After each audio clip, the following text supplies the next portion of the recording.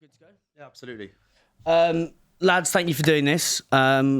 Love what you're building. And I'm super grateful for getting nice and shroomed up before we start this. I'm very much in flow state already. I feel very, very zen, but also very caffeinated in some wonderful combination. But what I'd love to start with is there's a book by a samurai called The Book of Five Rings. Miyamoto called Mushiami. I probably fucking butchered that, right? No, wonderful. And it was written in 1645. And it's 5 books, and it talks about ground, water, fire, wind, and void. And I'd love to sort of talk about some of these things. We can apply it to brand building, we can apply it to life, we can apply it to anything. Let's start with ground. So he says with ground, know the smallest things and the biggest things, the shallowest things and the deepest things. From one thing, know 10,000 things. When you attend the way of strategy, there will not be one thing you cannot see. And basically what he's saying in this book is the ground is all about big foundational rocks. It's your grounding. I'd love to know, and sort of applying this grounding to brand building, what are some of the big sort of principles or blocks you've learned on this dirty journey? And whoever wants to sort of jump in on that first. What a great question. Sorry, thanks. It's working. It's working well. Can I put a disclaimer out? You said you're shroomed up, but there has to be a disclaimer. You're having functional mushrooms. Yeah, exactly. Not the ones where you see unicorns. So yeah, I mean, grounding really applies to dirty in like more ways than one. So I mean, like first and foremost, there's a mycelium network that exists. I don't know if you've heard about the mycelium network. It's basically Let's come a little bit closer. Yeah. So fungi live most of their lives as fungi bodies, right? And mycelium is considered one of the largest organisms on planet Earth, perhaps even the largest. It is the largest. And it exists underground. Right. And everything in nature plugs into this network. And it's how plants, trees, everything accesses everything they need to essentially live and thrive. From nutrition, magnesium, hydration, everything, right? Right. So fungi are absolutely fundamental to everything in life. And they actually created the soil. It lives underground. So ground is a fundamental principle to why everything exists on planet Earth. So everything we relate and connect to is about that. So everything we actually do, so obviously all our products are created out of functional mushrooms, out of fungi, but we actually look at fungi as something that teaches us and something we're inspired by. So this network almost acts like a community, right? Mm-hmm. So trees and plants communicate through this network. So if a tree in the forest over there needs more hydration, it will tell a tree over there, I need more hydration, and it will send literal water through the network to the other tree. Wow. And I think why this is important is like everything we do is inspired by fungi, not even the products, just the principles and the way we're building this brand. So community is at the heart of everything, right? So our whole thing is about, when you're talking about being grounded in the foundations, is like without our community, we are nothing. Mm-hmm. So we build everything from just listening to the community, like understanding what our products do for them, because they are absolutely transformative when it comes to their health. And then we consider that when we're thinking about the content we create, the products we create, everything, right? And how we bring everyone together. So I think in terms of the bedrock, the ground, everything, community is at the foundation of everything. I think what's really important is when it comes to having a product, particularly in the wellness category, it has to actually work, right? Mm-hmm. There are lots of companies that now exist that are chasing wellness as a trend, right? Everyone wants to be fit and healthy and have morning routines. But in terms of having grounded foundations, you've got to have a product that actually works, because lots of people go out there and buy different capsules, different supplements, different drinks, different functional products, but they're not necessarily buying them a second time, a third time, a fourth time, because it's all hype and it's all trend based. Everything we do comes from ancient wisdom, right? Mm-hmm. So fungi have existed for nearly 1 billion years, right? They've survived 5 extinctions. Yes, and we're about to enter the 6th, by the way, but that can come later on. The 6th extinction? Yeah, and we will be the cause, potentially. Really? And the victim. And the victim. So they will outlive us. And the mushrooms we focus on are functional mushrooms. They've been consumed for thousands of years. So we see this as ancient wisdom. And everything we do is about bringing that ancient wisdom and bringing it into modern life.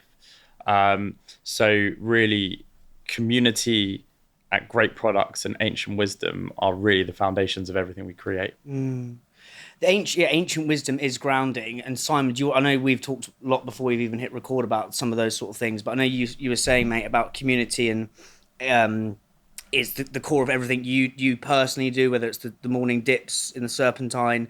But like, talk to me about ancient wisdom and community and how that feeds into your sort of being. A great question, because it all stems from the idea of connections. What we crave, it's what we require. The idea, and actually 2019 as COVID hit, solitude was a killer. Mental health was, there's someone who actually explained the idea that there's going to be a spiritual revolution in 2019, because mental health was not just at the cusp, it was suppressing and affecting everyone. And I did say connections, what we crave. The idea of physical touch, being around another human being, is absolutely fundamental. I spoke about the other day that apparently we need between 15 and 18 hugs a day in order to activate this binding kind of molecule called oxytocin. Yeah. And it's the one thing that also, if you don't get it, it kind of does negatively impact your mental health. But the other thing is that certainly the heart, to be around other people is what we always is something that's ancestral. We always used to be around the fireplace. We used to call it the hearth. We used to come and tell stories when we used to go out to forage or to hunt. It was this kind of salvation to come back to our tribe and obviously offer food and whatever it may be to kind of give those necessities.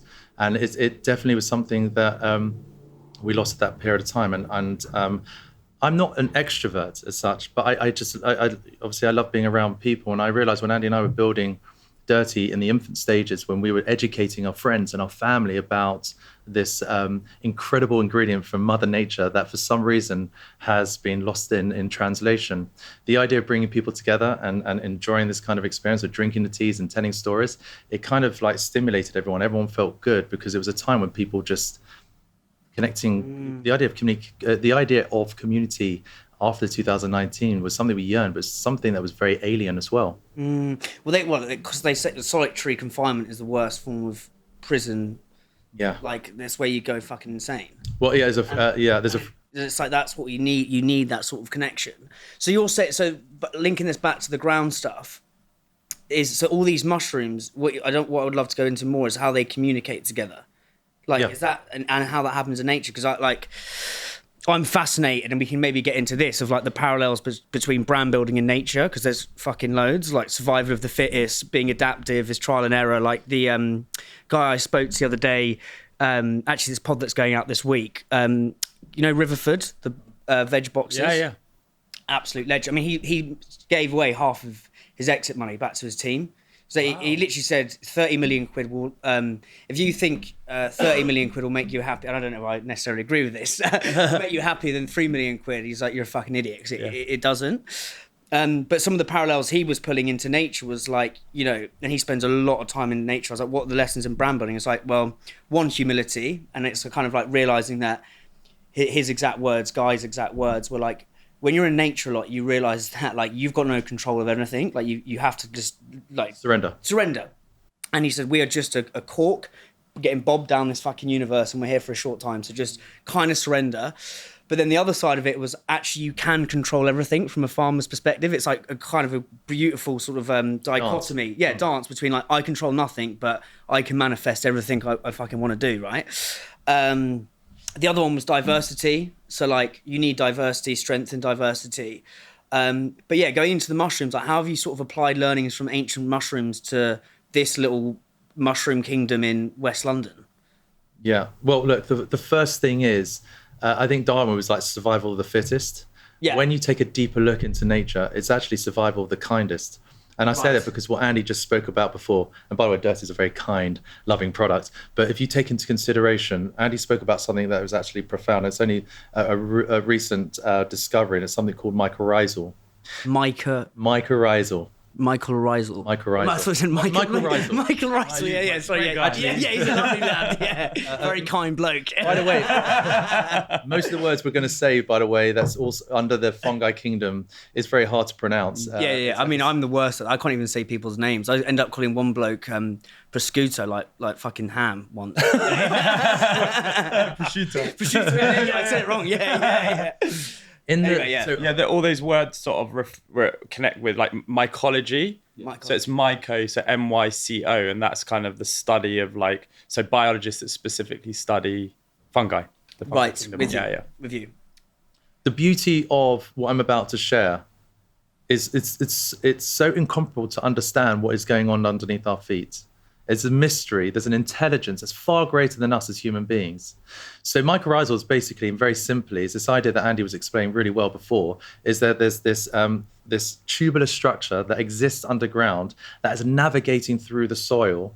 It's so long, by the way, I don't know if you know this, but on the top 10 centimeter of soil around the world, if you were to stretch out all the mycelium, it would go around the sun at 465 million times. That's how much mycelium there is on the ground. Let's take that into consideration. And for every footstep you take on Mother Nature, on the ground, you're stepping on around 300 miles of mycelium. That's just to put into context this very thin tubular structure, which is usually invisible to the naked eye. But what it does is it links into the roots of the trees. And then the mycelium goes into the mushrooms, and the mushrooms pushes out this root structure into the ground. And the reason being, underneath the earth, there's a sequestration of around 50 billion tons of carbon. And trees and plants, all plant matter, they need carbon to grow. And also, mushrooms need sugar, and sugar comes from the sun to the plant into the mushroom. So they can not just survive, but they can thrive, and they can keep growing and keep recycling dead organic matter back into the ground. And the beauty of it is they work hand by hand. So Andy mentioned very interestingly enough, like, suns need to grow to the sun. If there's a predator nearby, they need to kind of become camouflage. So all of these kind of attributes that a tree goes through its life, it requires carbon. So the mushrooms say, here, chaps, let me pull you some carbon from the ground and allow the tree to kind of grow. If a tree burns, for example, it's caught on fire for some sort of reason, this carbon will almost help heal the tree. And even that relationships, there is, mushrooms or fungi, they don't have a brain, they have no organs, but how they built this intelligence to navigate the tapestry of life, to allow us to live and breathe. By the way, mushrooms, they breathe like humans. We share close to 53 to 54% of our DNA structure with fungi, with mushrooms. We are so interconnected with mushrooms. It's absolutely profound. And the amount of knowledge that we're finding at the moment is absolutely amazing. I will bring it back to DIRTEA, but to take into consideration. No, go, as I say, all the fun happens off peace, so just keep going, yeah. And Andy's really good at bringing me back on peace, because sometimes I can go on a slight... you go to a different mountain. yeah, absolutely. Exactly, yeah. But I will say this, that there's over 3.5, maybe 4 million species of mushrooms, of fungi, sorry. Yeah. And only 150,000 have to this date been discovered and named by mycologists, and an even smaller proportion have been mushrooms, and about 25 fall into what I call the VIP club, which are functional mushrooms. So there's so much more to discover. But to give you an idea, everything we do as humans to the land, whether it be oil spills, whether it be cigarette butts, left on the floor, mushrooms or fungi, they have developed this chemical warfare in their back pocket, that they see something or they feel something that is completely alien, they will build like organic acids, and that they've created themselves, and almost go and get this organic matter and recycle it back to the ground, and out will probably grow a mushroom or something. But the idea is they're consistently trying to recycle everything in this planet, including dead matter. Even in dead matter, even trees, like fungi can digest like wood, to take that into consideration. Like, for example, 500 million years ago, trees would fall, but they would just fall, and they would just tumble up. And there's this compound called lignin that mushrooms couldn't digest. But intelligently, they built a chemical warfare in their back pocket that was able to digest and bring all that dead organic matter to the ground. That is their a la carte menu. And they bring it to the ground, and then out will sprout more mushrooms, healthier soil. Wow. So Andy said over 1 billion years, fungi have been roaming this land. Just because you don't see it doesn't mean there's something quite extraordinary going on underground. And for my brother and I to kind of realize that functional mushrooms, something from the ground that grows from the ground, that if you can extract it because it's been consumed for over over a millennia by different cultures, different generations, to almost empower their immune system, give them better focus. How can something so healing being dismissed? And then, but if you look at history, you will see, well, there is a reason actually. There's something called mycophobia. Here's another word. Yeah. Mycophobia is the irrational fear of mushrooms. Right. So when we grow up, your mother or your father, whoever, will be pointing at mushrooms, say don't touch it, it's poisonous. But in theory, there's actually more poisonous plants than there are mushrooms. Wow. Yeah. And on the opposite of mycophobia is mycophiles. And mycophiles are those who had the fascination, the love of mushrooms. And really, on the basis of what happened with my brother and I when we were introduced to these mushrooms, we certainly went from mycophobia to mycophiles on the basis of finding a way that we can actually tell as many people as we possibly can about the absolute phenomenal insights about this extraordinary kingdom, certainly the functional mushrooms. How do you guys act, like what you were telling me there about the mushroom as almost like the protector of things? How do you act like a mushroom as leaders with your little kingdom here? You want to answer that one? So yeah, it's really interesting because I actually think the leader is the mycelium network, which is the underground network, and that's what's creating order, right? So I think that everything we do is about like big picture vision. How do we take functional mushrooms to another person? How do we expand it? How do we take it across the world? And that's what mycelium does, is it grows through sort of the soil, as it grows through the ground. And each time it's doing that, the mushroom pops up out the ground. So you don't really see mycelium because it exists underground. Yes. Although we're not unseen, we're very much seen, my brother and I. We're not outside, out of mind, we're very much. But basically, I see the fruiting body as the team. I see the fruiting body as the community. That's the body. So the fruiting body is the part of Fruiting body. Fruiting. Yeah. Because the mushroom fruits, right? Okay. So mycelium. So fungi is a kingdom. Yep. Mycelium is underground. Fruiting body is the mushroom that pops out the ground. Yeah. So the mushroom is what you see. The mycelium is completely invisible, right? So a lot of what Simon's talking about and educating everyone about is kind of like it's in the shadows. It's kind of the machine of planet Earth and the sort of like nature's engineer, but you don't see it. So I guess we see ourselves as engineering this global mushroom movement, and mushrooms are everyone's role in it. If that makes sense. What are some of the ways you do that? Because I think there's ways you can sort of stoke and galvanize that. I think when I came in and used, a thing I picked up on is the team, everyone here gets access to F45. Yes. Right? So it's like, that's a way that, I don't know, I'm going to butcher this, whatever that network fucking thing is, like something out of Alien, right? But like, mycelium network, yeah. Like that's one way. So you have your team that are energized, they come to work, they're invested and feeling their best self when they're trying to, come to their work and create their thing, which then spreads, and then you have the fruiting, right? But like, what are some ways you do that and build this sort of this network to begin to nudge the movement? I think it all, this whole situation started because 8 years ago we discovered functional mushrooms, and that was merely because, and I completely probably give recognition to Simon, we've always lived busy entrepreneurial lives. We've been best friends since I was born, and we've been business partners since I was 16, right? So as we were kind of I was getting into my mid-20s, I definitely started to burn out, right? And you did too. And I think Simon's always been there to really like reel us in, pull us back, and actually highlight the fact that health is the major priority. So this kind of movement started with like being curious. We've always believed that if you add these ancient ingredients and these natural rituals into your life, you can feel better in the short term and in the long run as well. That's the belief system we've always had from the beginning. And we've really tapped into functional mushrooms as a key answer to that, right?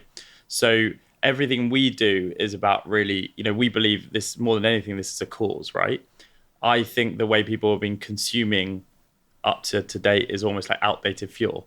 Like if you're feeling sluggish, if you feel like you're asleep in the morning and you want to wake up, you reach for coffee, right? If you're hungry, you're looking for something to please you. Typically, people are going for ultra processed foods, right? Everything we're doing is because we want a desired outcome. However, there are side effects and ramifications for that. We just believe people could be doing it a lot better. coffee for us is outdated fuel. It could be a lot better if you blend it with functional mushrooms and you lower the caffeine, for example. So essentially, DIRTEA is a belief system that we started, and our job is to remind everyone that comes into this office, like, this is the cause, this is the goal, this is what we're building, this is why you get up in the morning, right? Yes, a lot of what we talk about is like, how much have we grown this week or this month? Like, how are we going to open up new markets? What's the next product we're going to launch? And those are the dynamics that come from building a consumer brand with the goal of being a global brand, right? But if people don't realize why they're doing it in the first place, they're not going to be driven, right? They're not going to be able to communicate. Like, every time you interact with DIRTEA, hopefully, whether you're a consumer or a retailer or a partner, you're feeling the emotion as to why this brand exists. If that makes sense. Yeah, and that's the network. Exactly. Amazing. Yeah. I love these analogies you're making. Yeah. No, I really believe there's business and nature are so analogous. It's like, it's mad. What were you guys? So were you going to say something, mate? No, I was about to interrupt. I was about to interrupt.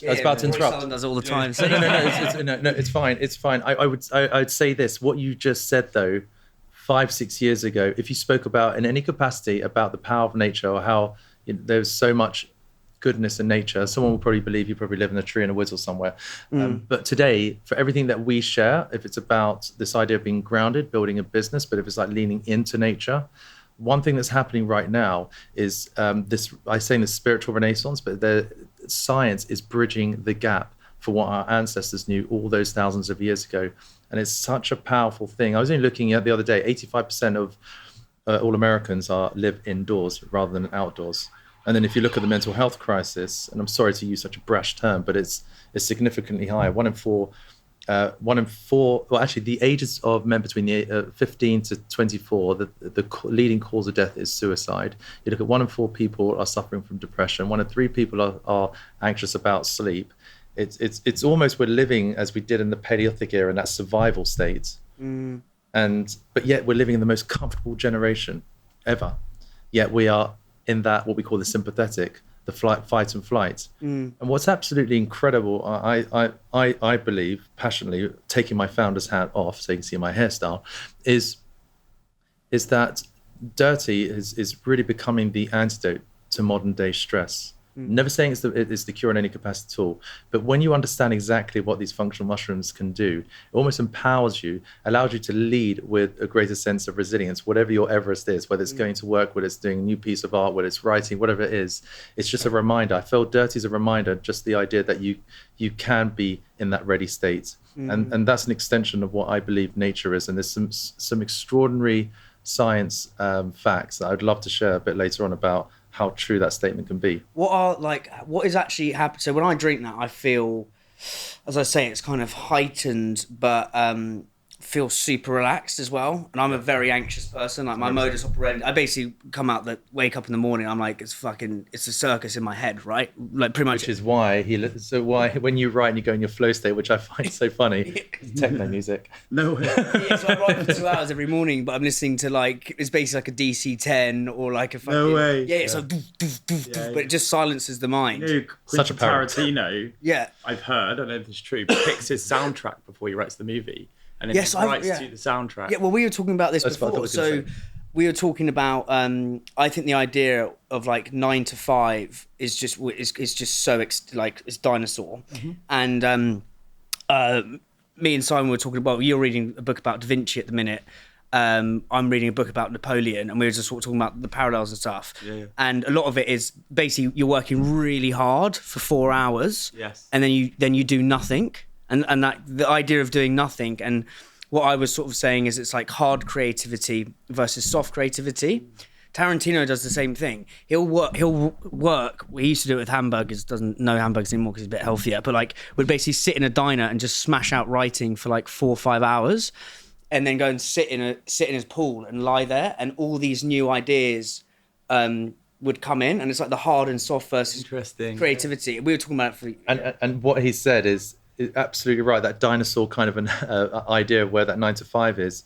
I think for those who have ideas, who are writers, coming up with great campaigns and so forth, that intensity of work is so important. But the only way I think there's productivity that comes out of it is if you have that that rest part, so the brain can almost become the sponge of knowledge. And like you said, like you'll be walking around after all that hard work, and then maybe an hour, 2 hours later, the epiphany comes, and it's almost you're not in an ordinary environment for that moment to kind of just spring upon you. Yeah. Well, also like again, like I think with creativity is, oh my God, he's just been on Joe Rogan. You know, Robert Rodriguez, the director. He's mates with Quentin Tarantino. One of the best podcasts I've ever listened to on creativity. But he was basically saying, and you can call it the muse, and that's why I think it links, like all this shit links with, we could link it back to mushrooms. But there is this fucking weird energy out there, and you can't kind of, it's palpable, but you don't really know what it is. And his whole thing is, you just show up and you write. It's coming through you. Yeah, creativity is coming through you. Anyway, I'm drinking that, and this is what I want to understand what it's doing to my brain. So before, it's kind of my morning's a bit of a juxtaposition. So get out of bed, and then meditate for a bit. Fucking so much coffee, and then write. Obviously it's changed since you sent me this. Good. But and then I'm sort of like a jittering mess for a bit. It's not exactly like Tarantino getting into his pool. I'm not, Mum, take me to the David Lloyd. But this is different. So what is actually happening when, and let's start with lion's mane, because there's a kingdom of mushrooms, right? But let's start with lion's mane. Because I think I first heard about it on Tim Ferriss, like 2016. But what's actually happening to your brain, mate, when I'm consuming that? Yeah, good question. Lion's mane was actually my first experience of functional mushrooms, and I'd say that was the kind of the gateway drug, so to speak. So lion's mane, we refer it as the focus mushroom because that's really its key attribute. I think one thing to mention about functional mushrooms, they have multiple benefits, but like each mushroom has its like one singular superpower that goes beyond all the rest. So essentially, lion's mane has something called nerve growth factor, right? NGF. And essentially nerve growth. Yeah, exactly. And it's the ability to eventually regrow and regenerate brain neurons, right? Specifically with lion's mane, it targets the hippocampus. So lion's mane is one of the unique things in nature that can actually break through the blood-brain barrier and feed nutrients directly to the brain. And it specifically activates the regrowth and regeneration of brain neurons and hippocampus. So the hippocampus is the part of the brain that is responsible for focus, for learning, for memory, for creativity, for flow. So that's where the regrowth comes from.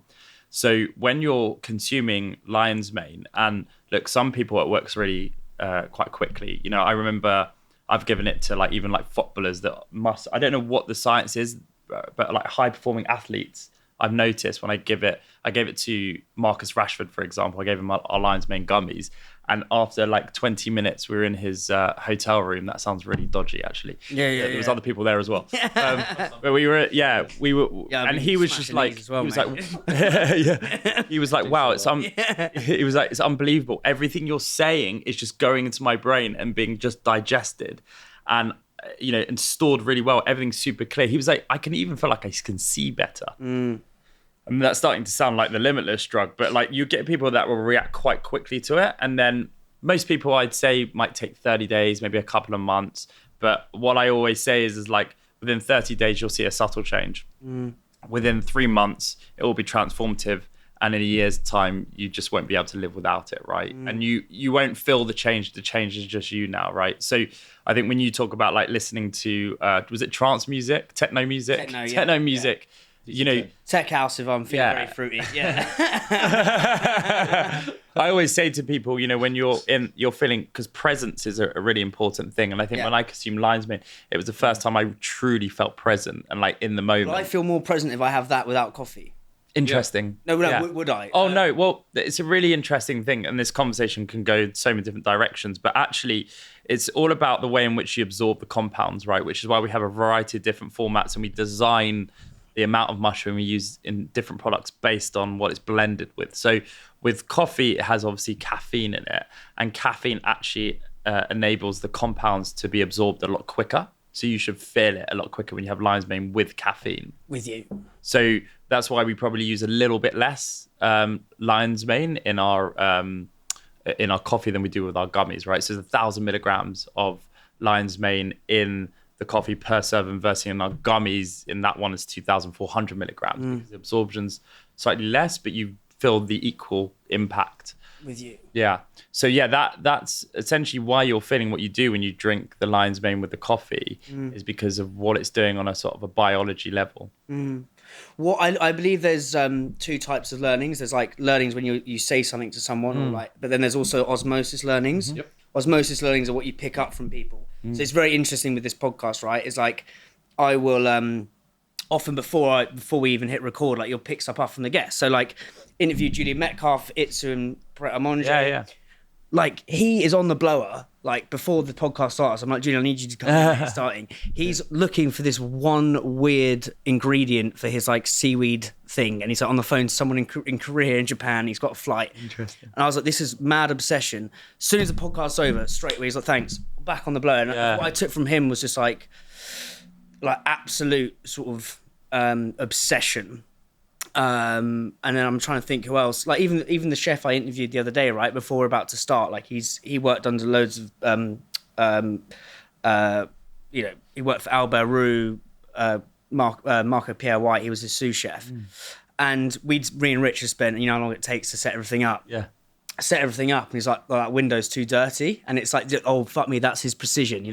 What have you learned via osmosis from hanging out with Marcus Rashford? Like you probably wouldn't pick up.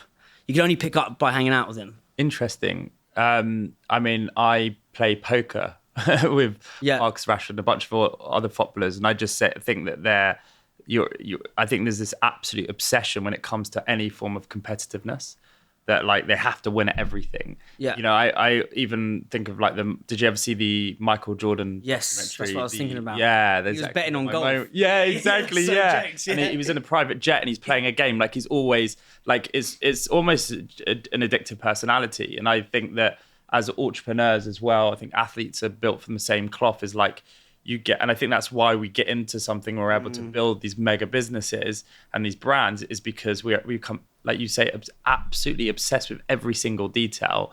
It's healthy and it's also unhealthy as well. Like to a degree, I do not stop thinking or talking about DIRTEA or functional mushrooms or where we can take it next. And everything I consume, everything I read, every conversation I have, my brain is looking at everything through the lens and the filtration of DIRTEA. Is like, how can I apply that and pull it into my life, my brand? Do you know what I mean? Yeah, for sure. What do you mean your brand? No, of course, no. But I'm thinking from my own thoughts. But yeah, but I think, but I think there's that sort of addictive personality, and I think that exists within, all of us, whether like high performing athletes or entrepreneurs, and I know it exists within me, which is why like, for example, like I love music, and like we also were like athletes growing up.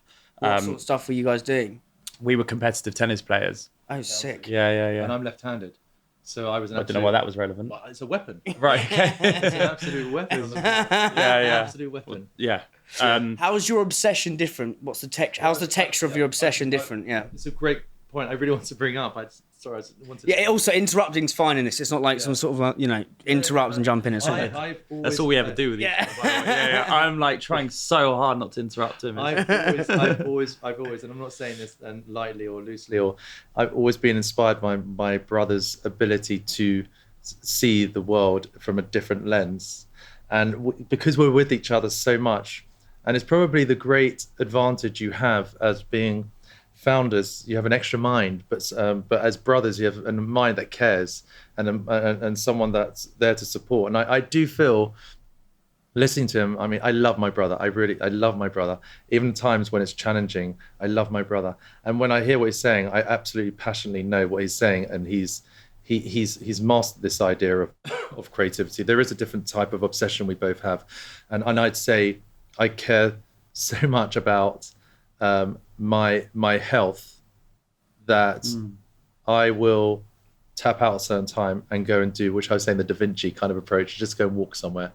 Andy is very, very laser eye focused. He won't put the pen down. He won't close the laptop until that creativity has come out of him. And you spoke about this flow state that people have. I've seen my brother many, many times. And it reminds me of a story by Elizabeth Gilbert, who wrote Eat, Pray, Love. Eat, Pray, Love. Eat, Pray, Love. Do you know the book Eat, Pray, Love? I think. It was a film was it Julia Roberts? Yeah. I haven't seen the film. I didn't read the book. easier. She's a great spokesman, great storyteller, but she spoke about a lot of these Greek philosophers and ideas and artists. They would sit in a room, or they'd be in bed, but something would get them up to go and pick up a pen or quail back then. And they always believed there was some sort of deity in their environment, in the walls. They believed they were in the walls. This is what you were talking about, Quentin Tarantino. Oh, sorry, the podcast. Joe Rogan, where I believe that they were almost like the tool or the vehicle, the creativity was coming from something. Yeah, you're a conduit. Yeah, you're a conduit. You're not exactly. You become the vessel almost. Yes, and I completely agree. And the story was always that even if they didn't want to, there's something pushing them. And I always believed, after listening to that story, and I tell you where we had the story. We were with Dad going to Radlett to the laundrette when we used to go to the laundrette with Dad, very young. And I listened to that TED talk and just reminded him of my brother. That's him. That's how he operates. And I think he's found a better rhythm of doing it. The more conscious he's become about his well-being. I don't want to talk on your behalf too much, my friend, but I see that obsession with him. I see the Michael Jordan-esque characteristics of where he is. I mean, that's like ridiculous. But by the way, Michael Jordan-esque could be a very small smidgen, a dust, like mycelium, like naked to the eyes. It's like say it so quickly. No, I don't believe anything you just said about me. No, it's because it's interesting getting how your dynamic works. Yeah. You know? I mean, I would say about Simon, it seems he speaks so nicely about me. I might as well say a few words about him. Dickhead. Wanger. So yeah, I mean, I'd say like two things for him. So one is like, I'll speak about the obsession of health in a minute, but I've never seen it. You've never seen anything like it. I mean, did you see the guy who had the morning routine, the mouth tape and everything went viral? Yeah. I mean, that was nothing on what he does in the morning. But the same figure too. But the other thing is like, I think what my brother is absolutely world class at is that his emotional intelligence is absolutely phenomenal, and the way he connects with people is like nothing you've ever seen, and people really buy in to my brother with their heart. They fall in love with him. And are you there yet? I'm there, mate. Yeah, and I think that and I think that's because of like what we're doing as well is very genuine and authentic. It just happens to be a business. It didn't start that way. It started a way in which we lived our life, and we saw an opportunity to take it to everyone. But I think what's quite incredible is like the way that people sort of buy into him. He has this like cult leadership like abilities, which this is why I think DIRTEA has cult like behavior among its sort of community. But it's incredible, and I think people really have kind of bought into us, and you've really kind of led that, and that's kind of what's driven this DIRTEA journey. I mean, when we started DIRTEA, it got traction off the bat. Like it a lot of when we were a startup at the beginning, startup companies, they take a long time to actually like get connection, get market fit. We got that from the get-go. I think a lot of that is probably the success we've had in the past, but it's been our network, right? The people that we started off with. How did you get, like, I'm intrigued by that. Like, how did you get off the jump, serious momentum? Because I think momentum is once you've got momentum, it's easy. Like if I'm replying to this for the first fucking 3 years, nothing happened. Yeah. I felt like I was speaking into the fucking void. I think what Andy's... Look at Mr. Beast, doesn't he say that how many years did it take? Oh, mate, years. But I think... The guy's 26. Yeah. But like, how did you get momentum, or could you speak to momentum? Well, I'm just going to say what Andy's about to share is a lot of the secret sauce that we're able to execute, and it's really interesting. So I think so first and foremost, like, let's start with what we commenced with, right? So first and foremost, I think like the consumer and the market has to be ready, right? Sorry to interrupt. Let's get some context first, then we'll jump into momentum. But business partners since you're 16. What were those businesses? How did you sort of? I know you said you burnt out. Like, what was the path to this lion's mane epiphany? Yeah, and then we can jump into like momentum. Yeah, I think that's probably. I'll give you the movie trailer then. Yeah. Go for it. Yeah. So we've been so close since. So the age difference. People think we're twins, and sometimes they think that I'm older. I don't know. Maybe that's because I'm wiser. I don't know. But there's. Do you think he's older? You know he's older. I know. I do know he's older. Yeah. Founders, cash is literally king. If you don't have cash in your business, you are going bust, mate. Imagine you've landed a banging retailer or you've got a brand new bit of NPD going live. Suppliers need paying today, but the cash won't hit your bank account for 3 months. It's a headache wrapped in a nightmare, and that's why I'm delighted to announce we are partnering with Mimo, short for money in, money out. Mimo automates your finances, streamlines workflows, and keeps your books up to date. But the real hero here, the absolute Don, is Mimo Flex, flexible working capital built into your finance workflow. With Mimo Flex, you can draw what you need when you need it and repay as receivables land. Use it to keep inventory moving, fund campaigns, or negotiate better supplier terms. You could apply for a revolving line of up to 1 million, and you only pay month to month on what you've actually used. It's insane. Credit subject to eligibility and status, fees and terms do apply. Listen, your favourite challenger brands literally love Mimo. Surreal, Hunter and Gatherer, Nice Wine, Better Nature Tempeh, and tons more. Learn more and apply at mimohq.com. If you're a challenger brand that's absolutely killing it in D2C, but you're struggling to crack retail, then you've got to listen to this. Maybe you've got an Ocado listing, maybe you've got a Whole Foods listing, maybe you're absolutely killing it in Selfridges, maybe you're absolutely killing it in your farm shop and your indies. But my friends, making the leap, crossing El Chasm, crossing El Rubicon to grocery retail is not easy. It's the Champions League of FMCG. It's super hard. It means playing at a higher level, and that's where so many amazing brands sadly stumble. Look, retailers want stories backed by data, not dreams, and a pretty pitch deck. And let's be real, supermarkets are not just going to magically make a space for you and your little brand. They need data. Something's got to go for you to get in, for you to get on shelf. And that is why I've got to tell you about North Star.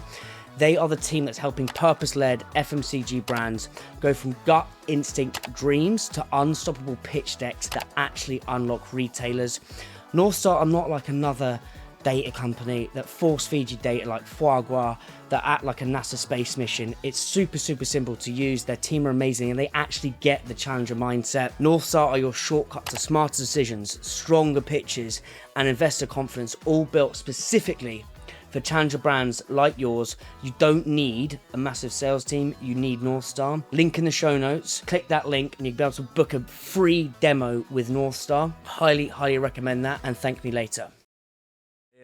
So I mean, he's probably done some research before he came. There's roughly like 6.5 years. Yeah, that is mental. That is mental. Round it up. I need to know your morning routine, mate. Yeah. You look like younger sometimes. Exactly. Yeah. Well, you can see I don't have one, right? But yeah, so 6.5. And what's really interesting is that I think when it comes to siblings, because I think with siblings there's always lots of conflict and rivalry, and when a lot of people say like, how do you work with your brother? Like, I could never work with my sister. I could never work with my brother. And I think a lot of that sort of stems from very early on. My brother was my mentor, right? He was a lot older than me. And, I think you have two choices when you're an older sibling. So one is you can either say you're too young for this. You can't hang around with me, go and play with your friends. Or the other direction is like, I'm going to take you under my wing and I'm going to show you this world. I'm going to be your protector. I'm going to look out for you. I'm going to defend you. And that's like everything that like Simon did for me, right? So as I was like young in school at the age of like 16, he was already out there in the world and he took me with him, right? So Simon started his career where he was launching like TV shows and cars and stuff like that. And what were you doing before, mate? I was you're always into health. Yes, there is a story about it. I was at Leeds Met, not the main Leeds. Yep. It's probably important to say that. Didn't quite make the main city. It's like the Oxford Brookes kind of idea. But I started my businesses there. I was a club promoter there. There was no health. Why would there be? Everyone's waking up with a heavy head, getting back into lecture theatres. I started as a promoter there, and the idea was to go in and reinvent the perception of what it meant to have a real kind of experience of going into a club. That was is the question is about health or more about the business side? Well, I suppose business side for now, yes. Yeah, I started. I studied public relations.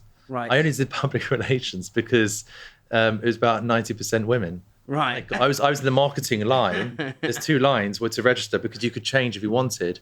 And that was an easy, with a bat of an eyelid, I was in the... But he like spent most of his time, rather than lecture theatres, he was out there basically promoting these like club nights in. Right. Yeah, and then when he got back to London, we started promoting our own nights in London nightclubs. Well, which clubs? So China White. Yeah. China White? Yeah, The I used to be one of those original. divvy promoters for Aura when I was 18. I remember Aura. Wow. Yeah, it was so embarrassing, right? So I basically, because I used to get £10 a person. Oh, okay, yeah. One of those little skivvies, right? Yeah. I thought it was a G. I was like, yeah, mate, promote for Aura. And basically, I've got everyone after A-level results to go to Aura. No way. So I was like, I'm in the fucking kashish here, yeah? Even though it was like probably 400 quid. So I've got everyone's been like, I'm throwing this massive pie at Aura. Oh my gosh. And so I've driven up in my Peugeot 207. We had a Peugeot 106. Okay, right. Suited and booted. And then basically... Parked like 3 roads away. Yeah. We're 18 years old. We're trying to get into a Mayfair club. Sure. And they've basically gone, no, like you're too young. And so I've basically got 40 people looking at me like, what the fuck do we do now? And I was just like, I was absolutely mortified. So I think we ended up going to a fucking Spoons or something like that. But it was... in a suits. By the way, there's a lot of relatability to what you just said. It's like a reflection of our story. yes, what you're promoting for these we I mean, I actually used to, all my friends were like, when they were, I was 17 at the time I was doing that. And as they were turning 18, they come to me to do their 18th birthday party. So I used to have like queues of people outside Funky Buddha, and I would get them all in, and I would be monetizing, exploiting the shit out of all my friends. It was so funny. Yeah. But yeah, so essentially this went on for quite a bit, and that's how we sort of generated an income, and that's where we began to sort of make connections, build a network. I think when we were doing one thing, we were always looking onto the next. And I think from a young age, we were our mum her background is she had an agency for models and actors. She did lots of PR, and she used to work a lot around causes and charities. So she used to get us involved in lots of like charity events and campaigns and stuff like that. So we were very inspired by her to really make an impact, and that was really big to us. And I think a big inspirational moment for both of us is where we saw Live 8. Do you remember Live 8? Yeah. Yeah, exactly. The whole Bob Gale, your fucking money, that thing. Yeah. So it's a combination of that. That's when you had I remember at school I wanted to collect all the bands. That was Live Strong. Yeah, there was Live Strong, but they had they had Live 8. history. Yeah, you're right. Absolutely. I've got my dad to buy one on eBay, which was just... That's such a weird way of doing it. How much did you pay for it? Well, this is the thing, is because it was for kids, it was such high status. I remember. The cool thing was to have about 10 down your front. Yeah. And basically, I wanted to get the I mean, it's so fucking nefarious, really, but it was Make Poverty History was like the band to have. It was like Pokemon cards. I was like, Dad, I want the Make Poverty History. So he got me one on eBay. It was like prime for my generation. Yeah, was getting those fucking how bands. funny, yeah. So I mean, So it didn't go to charity, the money. I know, that's what I'm saying. I was a complete dickhead. Yeah, I second that. Yeah. What a knob. So I think the thing for me is just like it was like the power of entertainment to galvanize people around the world and stream into this television moment to highlight an issue that was going on in the world and then try to affect change, but doing it something around that was fun and it was entertaining, engaging around these extraordinary people and bringing them all around to one platform all at once was really moved us. The other thing that really, took our heart was like the MTV back in the day. We used to watch MTV and study it. So the MTV Video Music Awards, the Spring Video Music Awards, the Spring Break parties, all this kind of stuff was just like, it felt like television was always going to fall over. It was just bold, It was crazy, it was nuts. So basically those were the two sort of inspirational moments. And we were like, we want to create big, bold things, whether it's campaigns, brands, or whatever it is, but build it around culture, build it around entertainment to affect change. That was just like our mission in life. That's what we wanted to do. And the moment for us came when we met, I don't know if you know this story, but we basically met a lady who lost her son to testicular cancer. I don't know if you know this story at all. So basically he developed a lump in his testicle at a young age, and unfortunately it took his life because he didn't say anything. We met her, she actually spoke in my school, and it wasn't the fact that her son died, even though a devastating thing to happen to such a young kid. It was actually the fact that if you catch it early, it's 100% curable. So technically, well, our thought process is every death from testicular cancer is absolutely needless. And if guys knew how to check and they weren't embarrassed and they spoke up if they found something, then they could basically, you could cure it as a cause of death. That was our kind of vision. And we were like, wow, this could be our movement to do our Live 8, but for the sort of digital age, and bring all the craziness of like MTV and make it this really cultural moment to actually affect change. And that was the moment we were like, okay, finally we found our purpose. We've got a cause. And that's where we really discovered how relentless and how ambitious we really were. So to cut a very long story short, MTV, who we were inspired by, ended up writing about us, saying we almost broke the internet because of. But what was this event you were putting on? It was called Feeling Nuts. Feeling Nuts. Yeah, and it was basically it was a social movement, and it basically challenged people with, "Are you feeling nuts?" And what you had, we've always been very good at reading social media and understanding how through content you can connect with an audience, but extremely sort of timely, and that's where the momentum comes from, by the way, which we'll move on to in a bit. Yes. What is your sort of sixth sense for reading social media? I think it's really about like meeting people where they are. What do you mean people where they are? So the way that I see it is like, people see social media as like trends. We get into the spot where social media is before it becomes a trend. So therefore we sound different and refreshing to everything else. And that's what connects and that's what relates. I think we see, like we started building DIRTEA in a certain way and also feeling nuts in a certain way. And we started with a very like unique format. And then what you've actually seen is everyone's copied us. So like if I take Feeling Nuts, for example, our main thing was, it was a challenge. So you had YouTube and you had Vine, and they were the biggest social media platforms, and Instagram was just coming in, right? So this is 2014, right? So Instagram's just coming in. Twitter was actually quite big as well. But do you remember Vine? Yeah, the short little videos, yeah. It's how Logan Paul, that's how they built their brand, right? Yeah. So we basically, Are You Feeling Nuts was like, double on trying, like it was two meanings, was like, how nuts are you going to go with this message, right? Because these YouTubers and these Viners are nuts. So how are you going to use comedy to get a message across about checking your nuts? Right, yeah. And the way in which you join the movement. So we got comedians creating content, like Stephen Fry basically taught you in a funny way how to check your balls. We turned Ant and Dec into a pair of testicles, like an animated pair of testicles to say how. B-roll. Yeah, we'll send it to you. It's very funny. But the way you join the movement is you grabbed your crotch and you said online, "I'm feeling nuts," right? Yeah. It's a hashtag I'm feeling nuts. And then you would challenge someone else with, "Are you feeling nuts?" Yes. And that created this like kind of chain gang where people were tagging each other. And tagging was brand new, by the way, at that point on Facebook and on Twitter. Tagging people and obviously Vine as well. So we were like, that's how you create virality. And we referred to it as like a chain gang type of thing. And it's very specific strategy with the right message, with the right content that enable people to adopt it, own it, and spread it. That led to, 1 billion people got behind it, by the way. It was in 157 countries, the biggest stars in the world, from Hugh Jackman to Justin Bieber to Ed Sheeran, Rick and Gervais. It exploded and it went everywhere. What was your question? I want to bring it around to that. Yeah, no, it's basically just like how I wanted to understand how you get momentum quick. Yeah. Yes. So like maybe if I took, you could bring in like what those principles are of momentum from because I think and what I'm picking up is, and that's why we do these long. You can explore, right? But it's like this sense of community goes much further back. Yeah. Right? And once you've built this in the nightclubs or this feeling nuts movement, like I can now beginning to piece the puzzle together. But in terms of what those things you learned from that period, what would you say those were in terms of getting momentum? I was just thinking about this the other day. Momentum was built because you had content creators and influencers in some capacity, but we went to go and meet these people on the basis of something for the greater and good, because they want, back then it was social currency that kind of gave them popularity, but we went with them with a life-saving message that they could be the one that kind of activates and stimulates this disciple effect. It's something they feel proud about. And we did that in the early stages, and it did build a community, by the way. And back then it was very hard. How do you actually get these people into like one space? Can I just jump in there? Yeah. I think just to sort of explain that the way we built Feeling Nuts, I'm saying we're always like updating the way in which we communicate through social media. we did in the beginning try that, and we were like, let's get influencers and content creators to go and talk about functional mushrooms, right? But actually what we realized is we actually wanted DIRTEA to be the creator.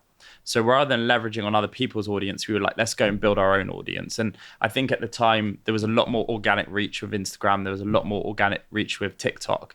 I think the important thing for us in the beginning was like, education is everything. Like when you learn about functional mushrooms and what they can do to your mind and your body, it's absolutely undeniable. I mean, every time we do a lot of events and pop-ups, every time we're there, and we do all of them ourselves, we have a DIRTEA truck that we drive all around the country. When we're there and we explain to people just the education, they're like, I need all of them. Like, I need those brain cells in my cup. Essentially, what we decided to do was like, let's make DIRTEA the creator. So in the beginning, what we would do is we would just make very short snippets and videos about like what is lion's mane or the history of fungi, or like Simon says, like we're more closely linked to fungi than we are to plants. We share up to 54% DNA. And we'd always have like quirky stuff at the end, like that makes you half a mushroom. And that stuff really traveled. And there was a point in time, which I'd probably say was about a year into building the brand, that every video we posted, we got over 1 million views. And the brand went absolutely viral. And what we realized is we don't need influencers. We don't need creators. We've obviously changed that strategy now. But back then it was like, let's just build the most amazing social media account. And we got it up to like on Instagram, nearly 400,000. I think we're probably one of the most followed wellness brands in the world now. So I think like the learnings we probably have from things like Failing Nuts was like, you know, you're driven by a cause, how to create virality, how to really tap into that sort of young generation, and how to work with the platform, the algorithm, how it is then. And I think with DIRTEA, it was different because we were like DIRTEA because it represents the mushroom. That's the hero. That's the star. Does that make sense? Yeah.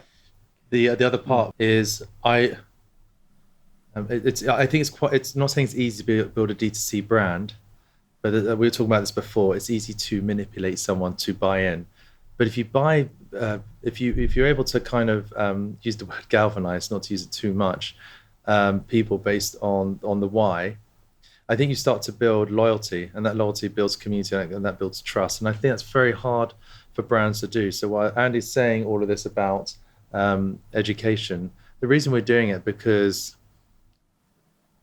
I think people yearn for knowledge. They yearn for something. You know, certainly that's something that's healthy, it's good, it's preventative. And by doing that, people started leaning in more. They wanted to learn more, and they wanted to be part of something. It wasn't just about a transactional experience. It sometimes would take people a bit of time to kind of buy into DIRTEA, but they're buying into this new world of prevention, this new world of nature, this new world of mushrooms. A time when I was saying before where mushrooms is something that you put on your toast, or it's something that will get you high, it's something that will kill you, stuff. You know, the position at the very beginning is like, if we can take the complication of the fungi industry, like Andy's saying, pull these different facts and just find ways that they can land and then bring people in, we could build a community about how we can live life, where we can reclaim the power of our health, and how mushrooms can almost be the staple and the beacon for that. I was talking about COVID-19 because people realize how important their health is, and that, you know, far from the reactionary side of getting an allopathic pill and carrying on, people realized they had to kind of understand truly the essence of looking after themselves. And I think coming out of that helped us build that community. It wasn't just about mushrooms. Well, actually, what mushrooms do, I did say it's the antidote to modern day stress, because the moment that people started drinking, consuming mushrooms, they actually want to look at different other practical ways they can look after themselves. And actually, in fairness, most of everything you can do is free. You spoke about grounding, you speak about the idea of the extremities of heat and cold. Even the idea of community is a very healthy thing to do. Yeah, well, that's one thing I was wanted to go into, is like, I mean, this will link back to the 5 book of rings. Yeah, 5 book. Yes. Yeah, whatever. Is the grounding. Is obviously we talked about sort of the grounding of sort of the brand, which is, I think, as sort of things we've touched upon, is like the leader is is almost the vision is those tentacles or whatever it is going underground. I also think part of the grounding is setting the stage for momentum, which is all the things we've talked about, which is like the bigger cause, like getting the high status people who have followings, getting them to be the disciple, which I think is a beautiful way of putting it. But the other grounding, I think, and this is probably, again, what I need help with, is, I think everyone listening to this needs help with, is just the ambiguous wins of having your own business. And it's like 1 minute you feel like everything's going sweet and you're like, yeah, clap batsman. Next minute it's like, fuck me. Like, it's just a bipolar curve. Simon, like you're as you say, I would love to go into your morning routine because apparently it puts this other bloke to shame. But like, I think there's something to be said about how do you find grounding amidst and staying centered and when anchored when everything around you is like a fucking mushroom trip, like a bad mushroom trip, but maybe something like that. Yeah. It's a great point because yes, most of the positions from founders in building a business is putting out fires. You don't always see that, and it's a very tough place to be, to build something out of nothing when it does become something. I'm very different, I said to my brother. Do you agree, Andy? Am I very different in that? Those kind I of. think my morning routine is more accessible. And I will come. Yeah, we'll go on to yours now. I might have to take it from both. So, okay, what time do you wake up? 5:30. Yep.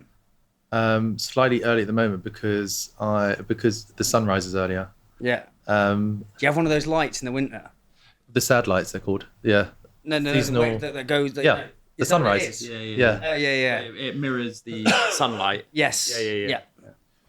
Actually, what I'm about to share is a personification of what people want to live if they're part of the dirty lifestyle. And actually, also in the same breath, what I'm about to share is also kind of ignorant of me to share because I am single. I live on my own. I don't have the commitments of kids. I don't have many commitments. So what I'm about to share is on the basis of there's a period of time that I give myself to rise and almost strap my boots up on the front lines, lace up and get prepared and ready for the day. And also just another caveat.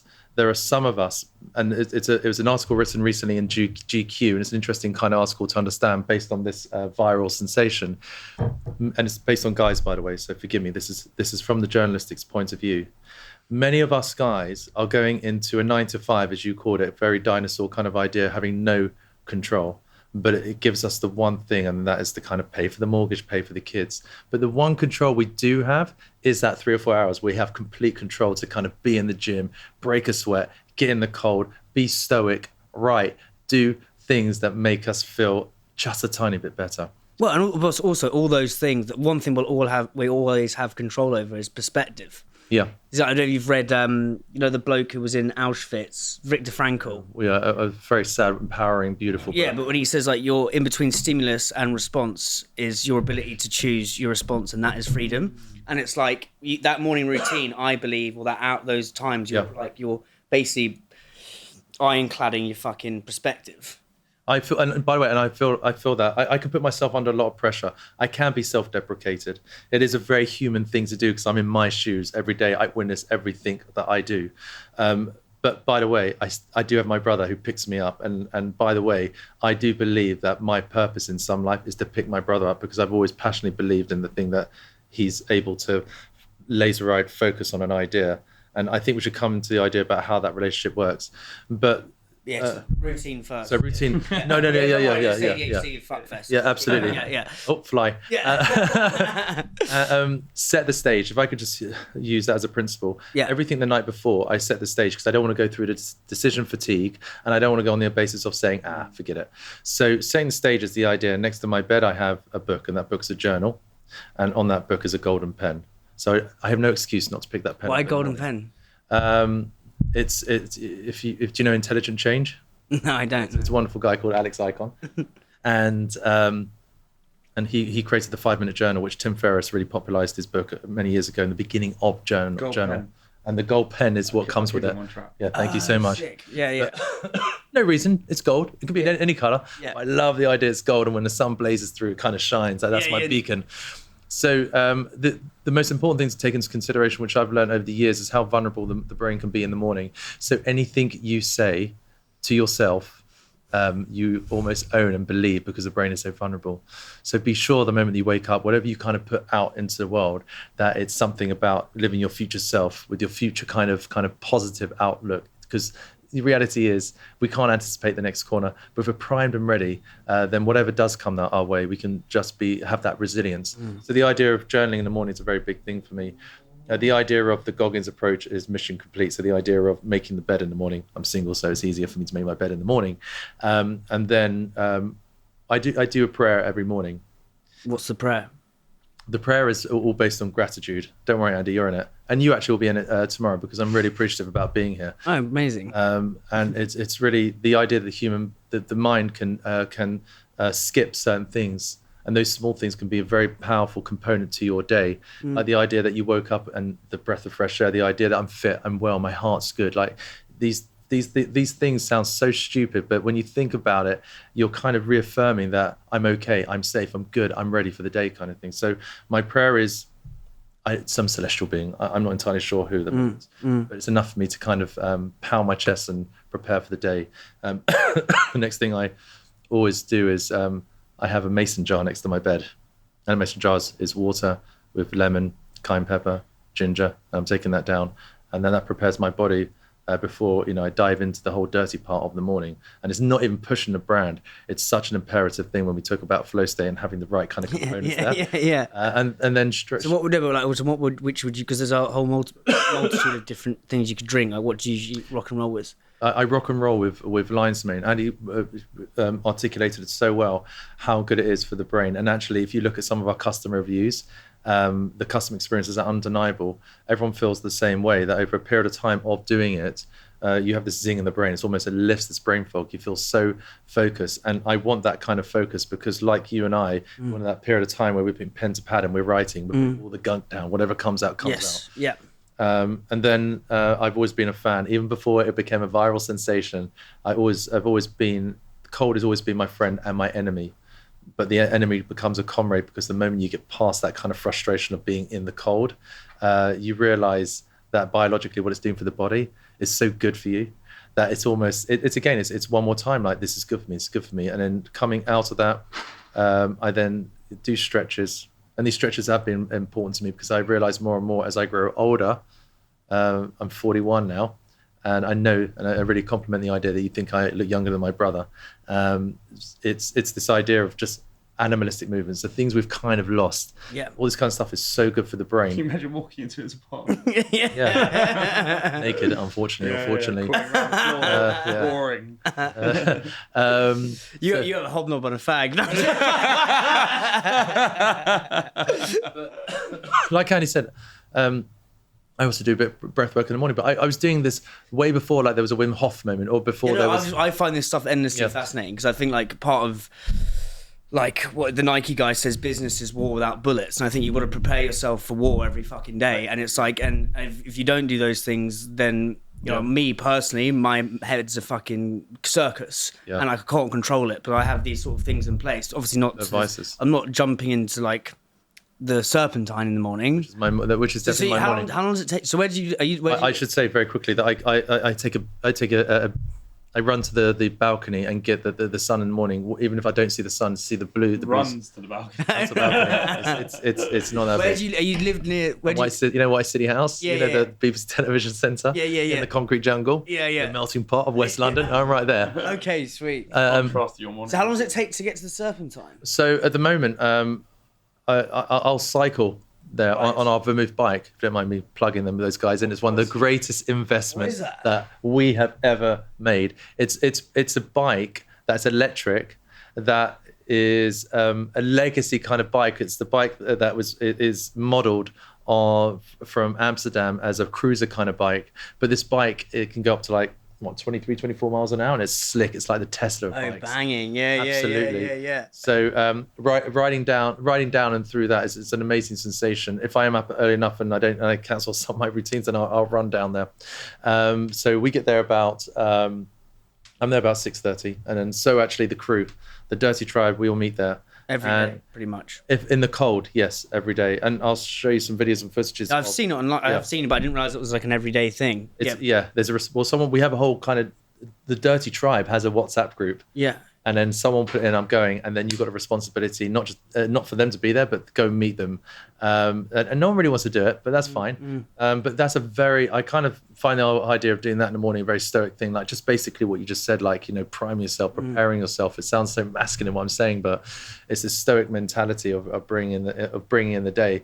So my morning routine is probably a couple of hours, I'd say, but that's why I'll make damn sure that I'm in bed at a certain time and up at a certain time, and I can see I'm probably challenged. I don't know if you challenge me, but like, because there's a part where you just don't want to put the laptop down, like keep going, but you've got to be good you've got to be good mentally for yourself to be prepared and ready for getting on the front lines the next day. And that's why I spoke about Da Vinci, and I spoke about this intensity that he has when he creates his piece of art, but he will absolutely categorically step away from it and walk into the woods or wherever he is with his notebook and just write and just be at peace, like you were talking about the Quentin Tarantino thing. So I am fortunate enough to kind of build that capabilities to do that, but every time I've done it, it's given me a greater sense of strength mentally and certainly physically at times when, you know, if shit does go down on the day, I don't want to be consumed. I never want to be in an anxious position. But anxiety in some capacity does have like a nice kick to it in some circumstances. Yeah. So yeah, that's pretty much my morning. Man, that's mad. What in terms? Okay, mad as in good or mad as bad? Sorry. Mad as in good, as in like just like I need to probably do some more of those things. Like, and they're not actually. Well, why don't you join me at the Serpentine? We'll go for a swim. Yeah, I will, but I live down in Surrey at the minute. So stay in mine. A bit of a well, yeah, we'll stay. It's one bed, but you know. Yeah, we'll make it happen. Yeah. Take me to the apex of the biggest storm you've been in then. Like, and where it's felt like you've got no control, and like how the brothers come together to sort of, one, I suppose the first step is finding some semblance of calm in the eye of the storm, and then how do you actually go and solve it? Yeah, I think what's amazing about our relationship is that it doesn't matter whether it's a high and you're celebrating or you're in your darkest moments, you still got each other. Yeah. You know, I think entrepreneurs, even if they've got business partners, it's still like a lonely place. I never feel alone. And that gives you so much confidence and reassurance, right? And I think we have such unwavering belief in each other and in our mission that we feel unstoppable even in those darkest moments. So I think that, and honestly, like the lifestyle that we live now in terms of like health and wellness and consuming functional mushrooms, I think how I would respond, you know, at the eye of the storm is very different. I am so calm now. I don't know if it's an adoption of like just a healthy way of living or it's attributed to functional mushrooms, which I honestly think it is because they're adaptogenic in nature. They really help soothe stress, anxiety. I feel like under pressure, I'm a lot better. I'm calm, right? Like the worst thing could happen right now, and I go straight into like, okay, that's terrible. What's the solution? Which I think is an example of that. What's the worst? Yeah. I want to hear an example of this. I'll tell you what I think the beginning. What about the? Well, look, I mean, there's loads of stuff that's happened to us, and particularly I say like less so with this business because, you know, I don't know if you know that we've done this about 7 times over. This isn't our first brand. So I think that we are a lot more grown up now, whereas I think we were like fucking children running about. No, I ask these things selfishly because it's like there's stuff behind the scenes with like deals and stuff, and it's like, so as we were talking about before. Can I say, I don't know how much we can talk about it, we won't have to say names or anything, but how did you deal with that moment when everything was going absolutely the right way you wanted and one phone call just changes it all? Oh yeah, we lost a load of sponsors, and we had some stuff that was like, we had stuff, I mean, I may have to take this out. We've had like some really big sponsorship deals, and I was like, "This is Kush D, like fucking get me to my beef, mate." You know what I mean? And then just with changes again, back to the cork being bobbed down, things completely out of my control, like stuff getting changed around their end.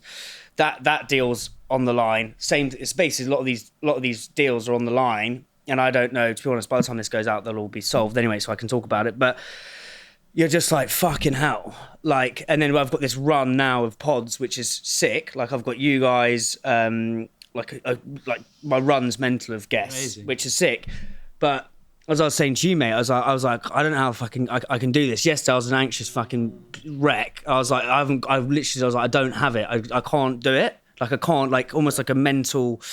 There's a wall. Yeah, I was like, and also like I don't know, like having these sort of things. I was like watching the Tottenham game. Yeah. And I was like I don't know, just kind of like, just fucking so anxious. Yeah.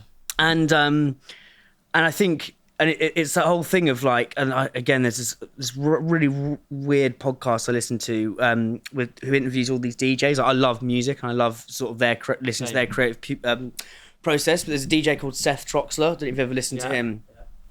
fucking mate, one of the best podcasts I've ever listened to. And he's like, On what? it was on like some like I'll send it to you. So, I'll send it to you, mate.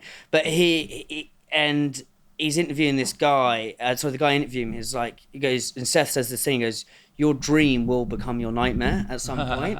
It's like all I dreamt about was being a DJ. It's all I ever dreamt about.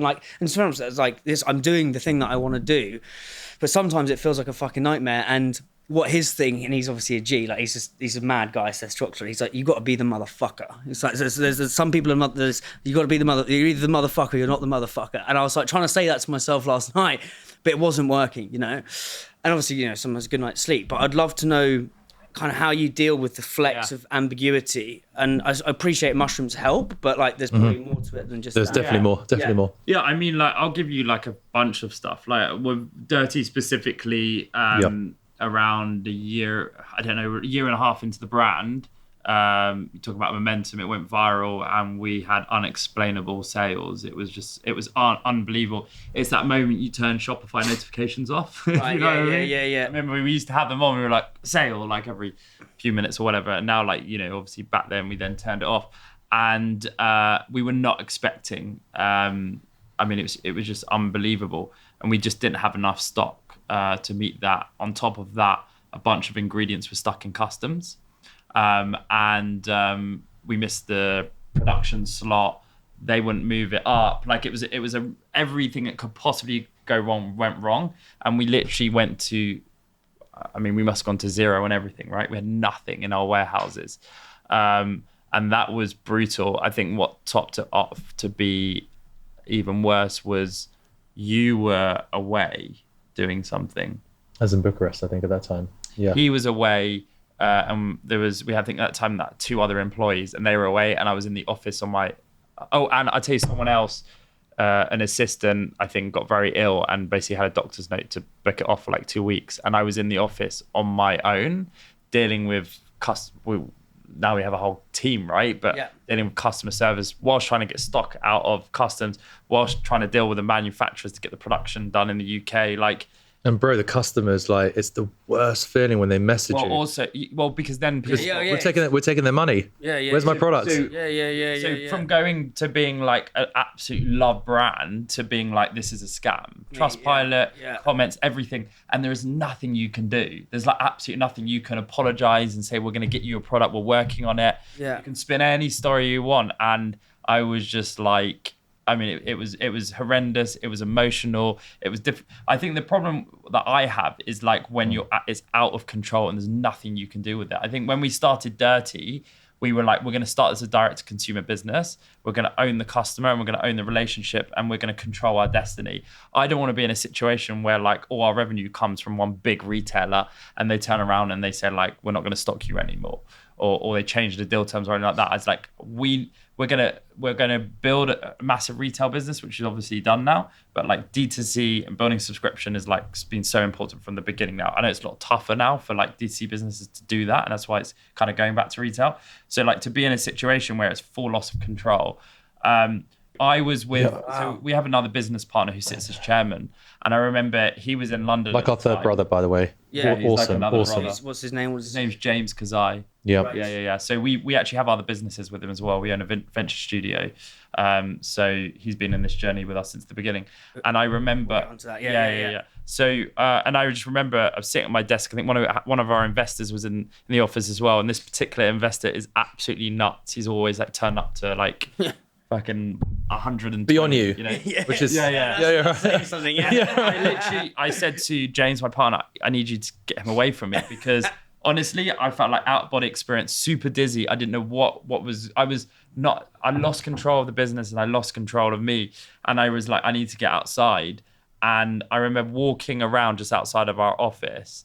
And I said to James, he was like, just sit down, we'll get some water for you. I was like, honestly, I feel like if I stop, I'm going to go. Like, my body's going to shut down.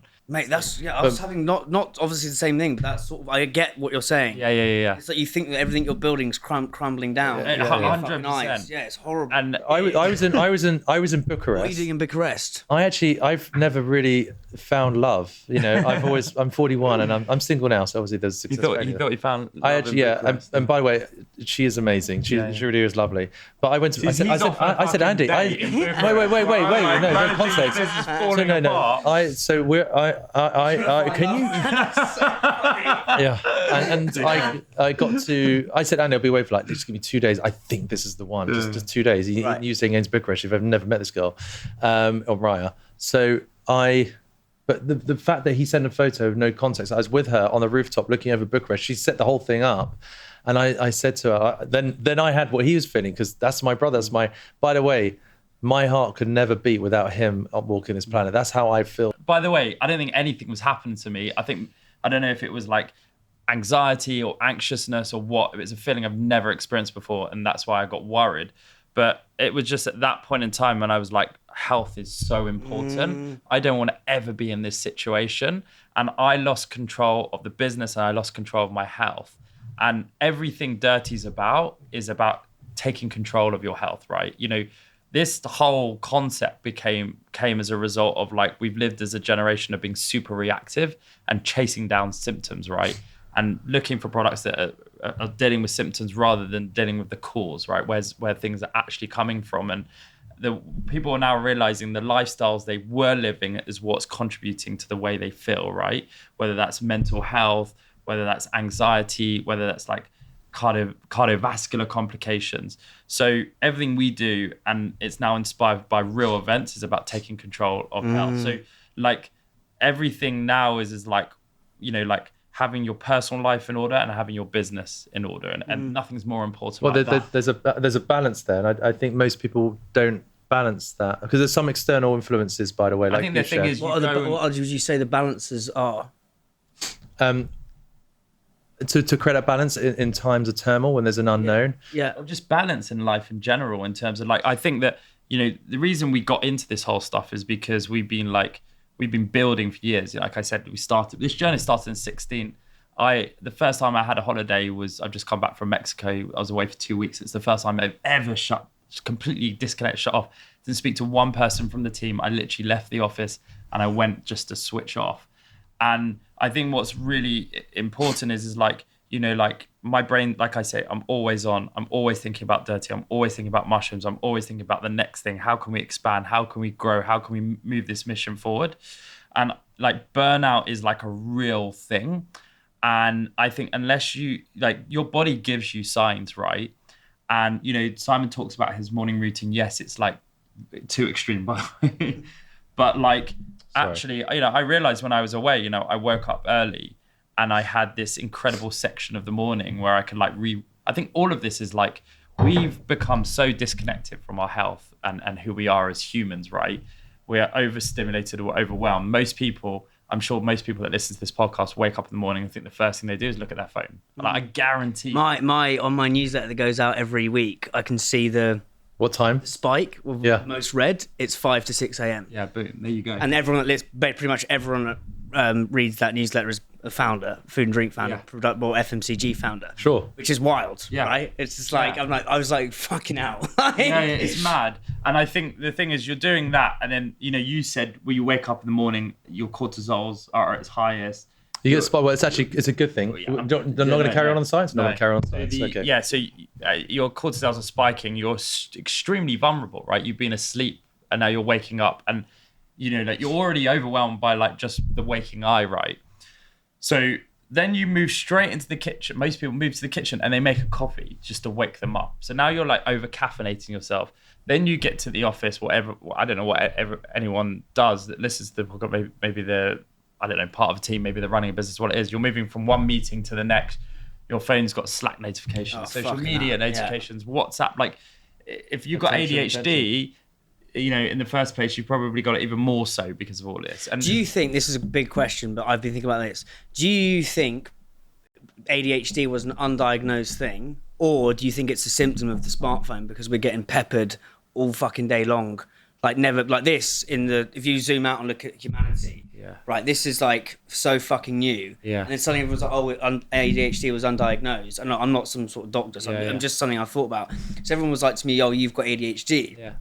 I was like, So easy to brand out the thing in that name. yeah, so I mean, and that's why I don't want to throw things around to those that have. But I sort of, part of me thinks like, was ADHD something we didn't was a problem we didn't diagnose, or is it a symptom of a problem we haven't noticed, which is this fucking shit? Yeah, I don't know. Like, I have my thoughts on it. So what are your thoughts on it? I was just gonna say, like, This is where the brothers kick in. Yeah. All right. You go first on the left. So you've spoken a lot, by the way. Have I really? There's a breakdown percentage-wise. I was gonna just say it. Yeah. I was just gonna say, like, I think it's in. I can't even remember what the actual word is, but like anyway, in like Japan, they talk about like ups and downs, like ebbs and flows. Yeah. Almost like kind of wavy. Yeah. And I don't know. We'll have to look at. Maybe we re-record this section so I sound like I actually know what I'm talking about. But but here we seem to just name everything, right? If you've got this symptom or your life is this way, then you must have this specific condition. Like everything is marked and it's given word, and words have meaning, right? And they have power. And I think, even like dyslexia is the same. Like, we've both got dyslexia. I haven't been diagnosed with ADHD, but if I read the symptoms of the ADHD, I was like, yeah, of course I can have it. Yeah. But actually, if I just turn down the dials on most things in my life, I can be so focused, right? I think actually a symptom of ADHD is like hyper-focus. Yeah. So maybe even more so. So yeah, it's interesting. I think we find common issues in this society and we name it and it's like used as an excuse, right? I actually think like the concept of ADHD, like you say, hyper-focus, I think, every time you say a word, my brain's going off with ideas, and you can't answer a question without going on to something else. Like it's like it's an interesting situation. But yeah, sorry, go on. You say what you're saying. No, all I was going to say is I think there's too many distractions. Okay, I think there's a generation that have been born and the extension of their hand is an iPhone, and there are some studies to suggest that it's in the last 10 years there's been an increase of diagnosis of 214% of children with ADHD. So there is a sad part to it, but there is this overstimulation. I think someone was telling me the other day that if you come out onto Oxford Circus and take a minute, and I can use a comparison recently, it's too much for the brain. It's too much overstimulation for the brain. There's too much noise pollution, sound pollution, colors, words. Everything is just too much, and it's too much for the brain to take on. Well, so everything's fighting for our attention, right? If you look at social media companies, what's the goal of these businesses? Like, how can we get as much attention? Like the brief to developers and the ones that create the algorithm, how do we keep people's attention? Content creators, brands like us, even individuals, we're all like, how can we design content in a specific way that creates that thumb stop, right? And I think even Gary Vee says like his job is day trading attention. So everything is fighting for our attention. So of course we've got a disorder around attention because everyone's trying to like fight for it. But I think kind of what I was sort of getting at, and I think how we sort of led here, is that a lot of like what we're trying to create is that sort of that balance and that rhythm in people's life. And I think what we're trying to do is get people to reconnect to themselves and reconnect to nature. And we're being absorbed by these new shiny things and technology companies or notifications or like even the fuel we've been using ourselves to power through the day, it's not the right fuel, right? You said like you drink loads of caffeine, you do 4 hours of work or whatever it is, and then you crash and you get all jittery. Like that can't be the solution. There must be something else out there. And that is what kind of led to functional mushrooms, is like, we don't actually, caffeine's a bad thing. It's people over caffeinating themselves. It's because they want a desired outcome. Unfortunately, there are like ramifications and negative side effects that come from that. And I think what's great about the way we've designed the Dirty products is that you get this long sustained energy. It isn't this spike, it isn't this crash, it's just like leveled. And it just means you can engage more in the moment and be more present. And I think that then becomes an influence on how you approach every other aspect of your life. And I think for me I realized that I completely lost control of everything because I was going and going and going, and I would consume anything to keep awake, keep engaged, anything to build this business, drive the revenue, collect the customers, and I lost control. And I think that's because I lost connection with the real reason we're doing this, and I lost connection with myself. And I think that's an important lesson. You know, going away for those 2 weeks as well, I think was really important for me, because I reconnected to the reason we're doing it in the first place. And it's a lot of what we're just talking about now. And that's got me so both inspired, but like riled up to really go and build this brand and create the impact, that same energy that we had when we watched Live Aid and we wanted to affect the world with testicular cancer awareness, is that same, you know, unrivaled sort of energy that we have now for this business and this brand and this cause. Yeah. No, it's mad. The one thing I did find interesting was your trip to Bucharest, because I've struggled to find someone.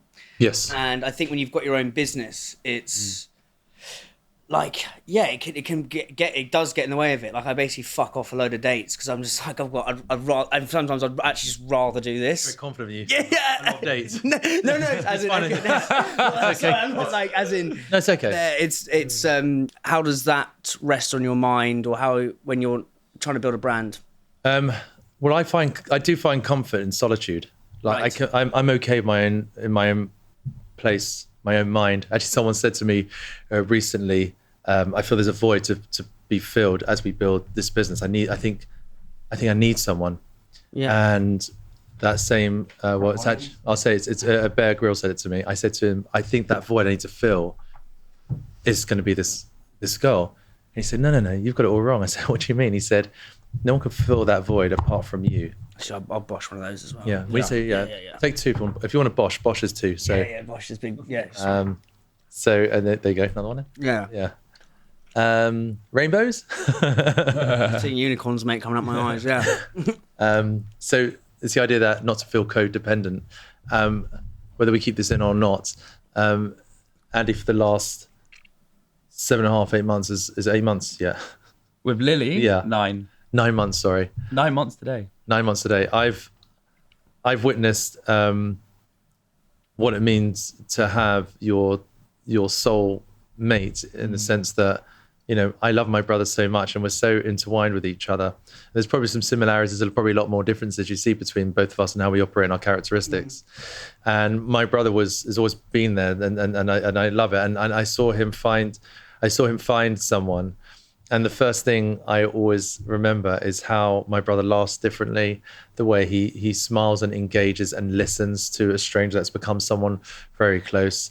I've seen how he operates now in business very differently. It's a different frequency. It's actually forgive me for saying, like a calmer frequency, but in the sense that not really getting too stressed. Look, you can't hide the word. It definitely exists. And actually, I believe that stress has a bad connotation. There are good stresses in life. But I am absolutely categorically once more inspired by what my brother has and what he's found in Lily, because it's made him more productive.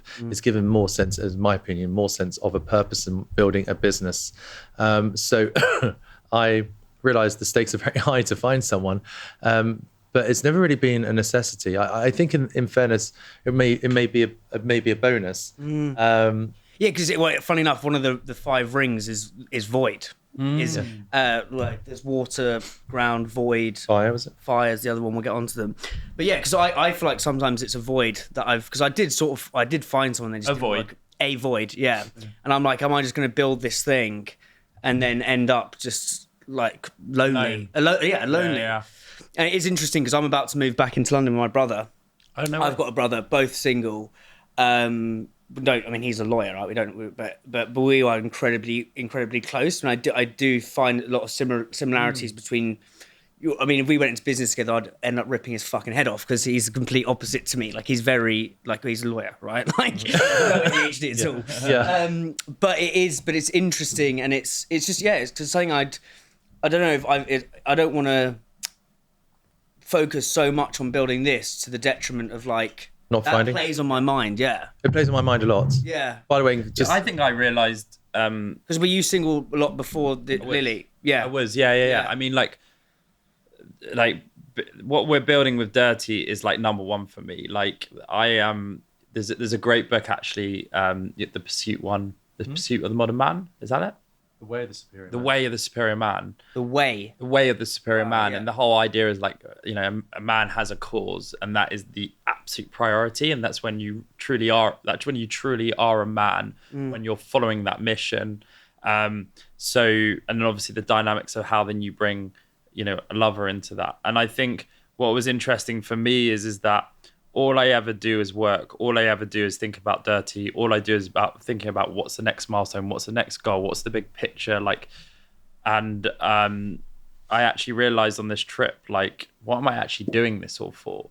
Like, I have kind of my personal goal and what I want, and then I have the higher purpose, right? You know, ultimately, DIRTEA's been built to transform people's health, right? So people can live a happier, more purposeful life. Like, that's ultimately the reason we're doing what we're doing. And when we see that happening, that's where we feel the most emotionally connected to the brand. But then from a personal level, like, yeah, why am I doing it? You know, I went and just had the most amazing 2-week trip with my girlfriend, and I was completely present with her. And I think in our entire relationship, I hadn't been once. And I think that brought us a lot closer together, a lot connected. And we didn't need anything, just needed each other. We were in the jungle, we were in nature, like where I feel like I'm meant to be. Yeah, that was like a big message to me, is like, it is important to find someone and share this world with and share these experiences because, you know, like, I mean, I want to be building DIRTEA for the rest of my life. And, you know, if, you know, obviously we've got investors now, we have to be considering an exit, and like, there's been opportunities already for that and we've chosen not to take them. But, you know, my ultimate dream is that we go public and, you know, we get to, you know, the DIRTEA brand becomes more than just mushrooms, but it becomes like a daily ritual for everyone, right? And there's all these coffee. What's that? Comes the new coffee, exactly. And replaces outdated fuel. 90 million cups of coffee is poured every day in the UK. Yeah, drunk every day. Well, it's mad because it's like, you know, have you read Michael Pollan's book, Caffeine? No, I've read How to Change Your Mind, but I've seen his interview on Joe Rogan about him giving up coffee for 90 days or whatever. But like, so what's mad about, obviously, like, you know, all the insurance houses started in coffee. The insurance industry started in coffee houses. Oh, the coffee break, is that the? Yeah, and basically, if you look at, again, if we're looking at time now, it's like, if you zoom out, it's like the Industrial Revolution basically happened because caffeine was, because basically people could work all fucking day, right? If we zoom out again, extrapolate this even on a bigger time rise, it's like, okay, so we've got this coffee period.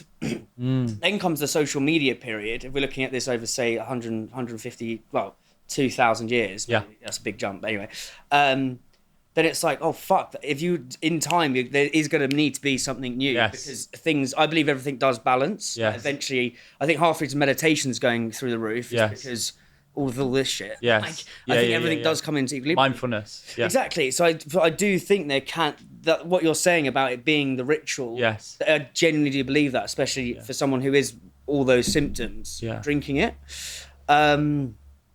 It's. Well, I think it takes, like, you know, like, this has been consumed, like Tibetan and Shaolin monks have been consuming lion's mane for at least 1,500 years.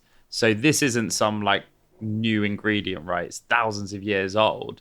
I think that stuff exists maybe in like esoteric societies or Eastern cultures, and there's just a process in which it becomes like widely adopted. Like if you take, for example, jogging or running, right? I think in the 60s, running and jogging was considered unhealthy and unnecessary. Then around the 70s, a bunch of scientists came out and said it's actually really good, both for your mind and for a strong heart. And then in the 80s, you start to see celebrities that were starting to run and jog, and then it became cool, and then it became validated by both scientists and culturally relevant because of celebrities running, or maybe it was athletes. And then Nike launched Just Do It. And they had to build this incredible movement around running. And now you've got this multi-billion-dollar industry around running. I think the same is the case with, yoga. Like yoga was like something that mainly hippies would do, right? And now there's athleisure, right? There's brands like Lululemon and Alo Yoga and Viore, right? Which are multi-billion-dollar businesses built around something that was quite ancient. I think the same is happening now with functional mushrooms, right? They consumed thousands of years ago. fast forward, probably like you'd say in the last 20 years, all this unbelievable scientific research that's been done. There's thousands of papers now on functional mushrooms, and it's now going to move into huge clinical studies.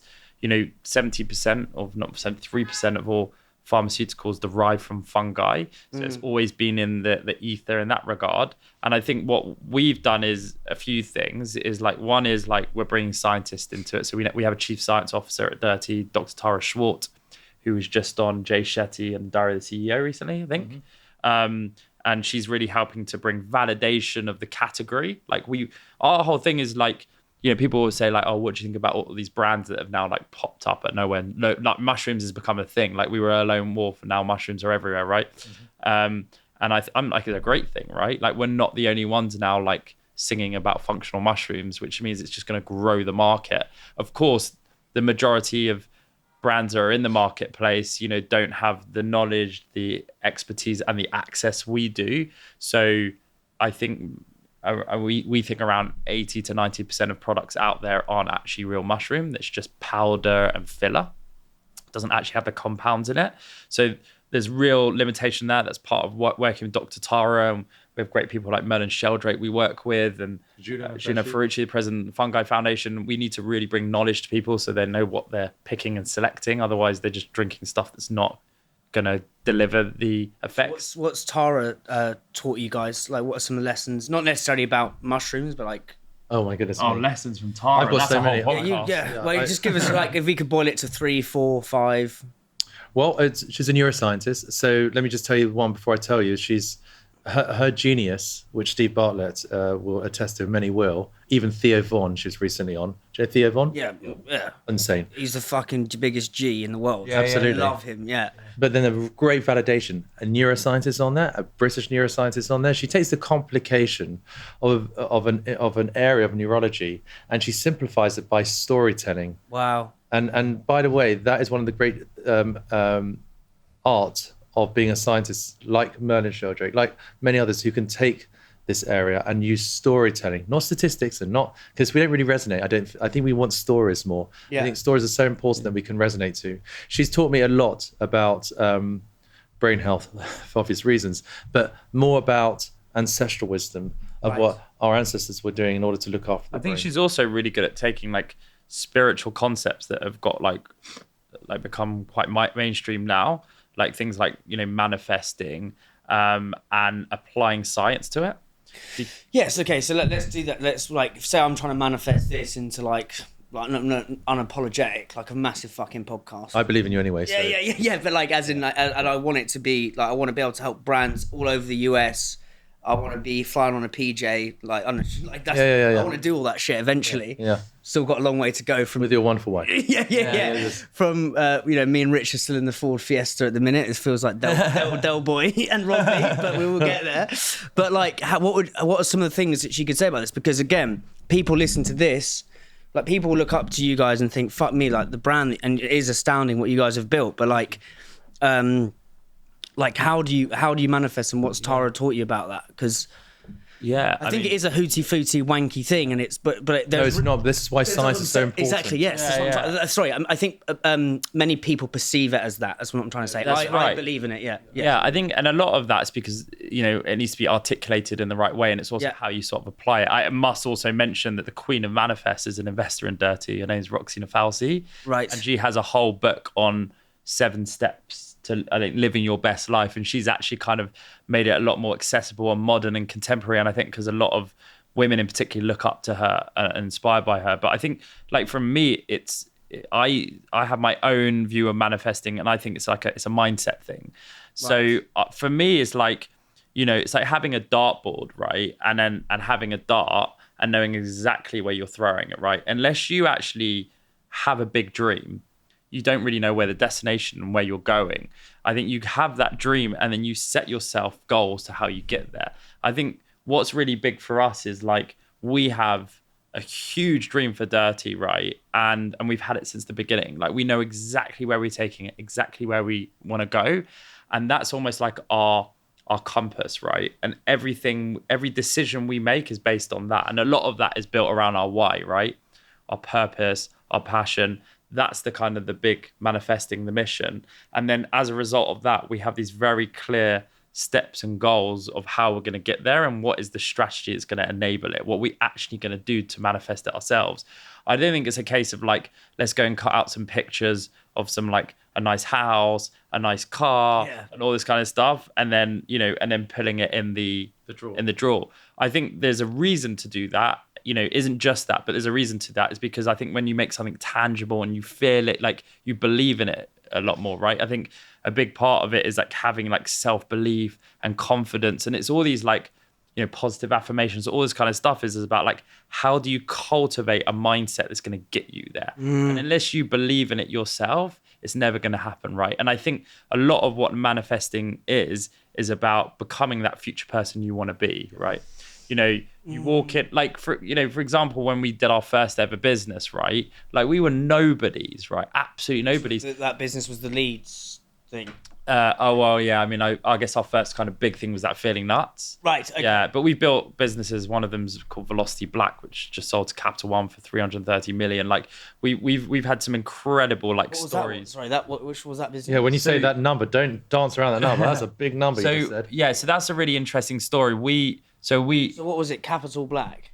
No, so we basically used to manage. Those, Bosh. You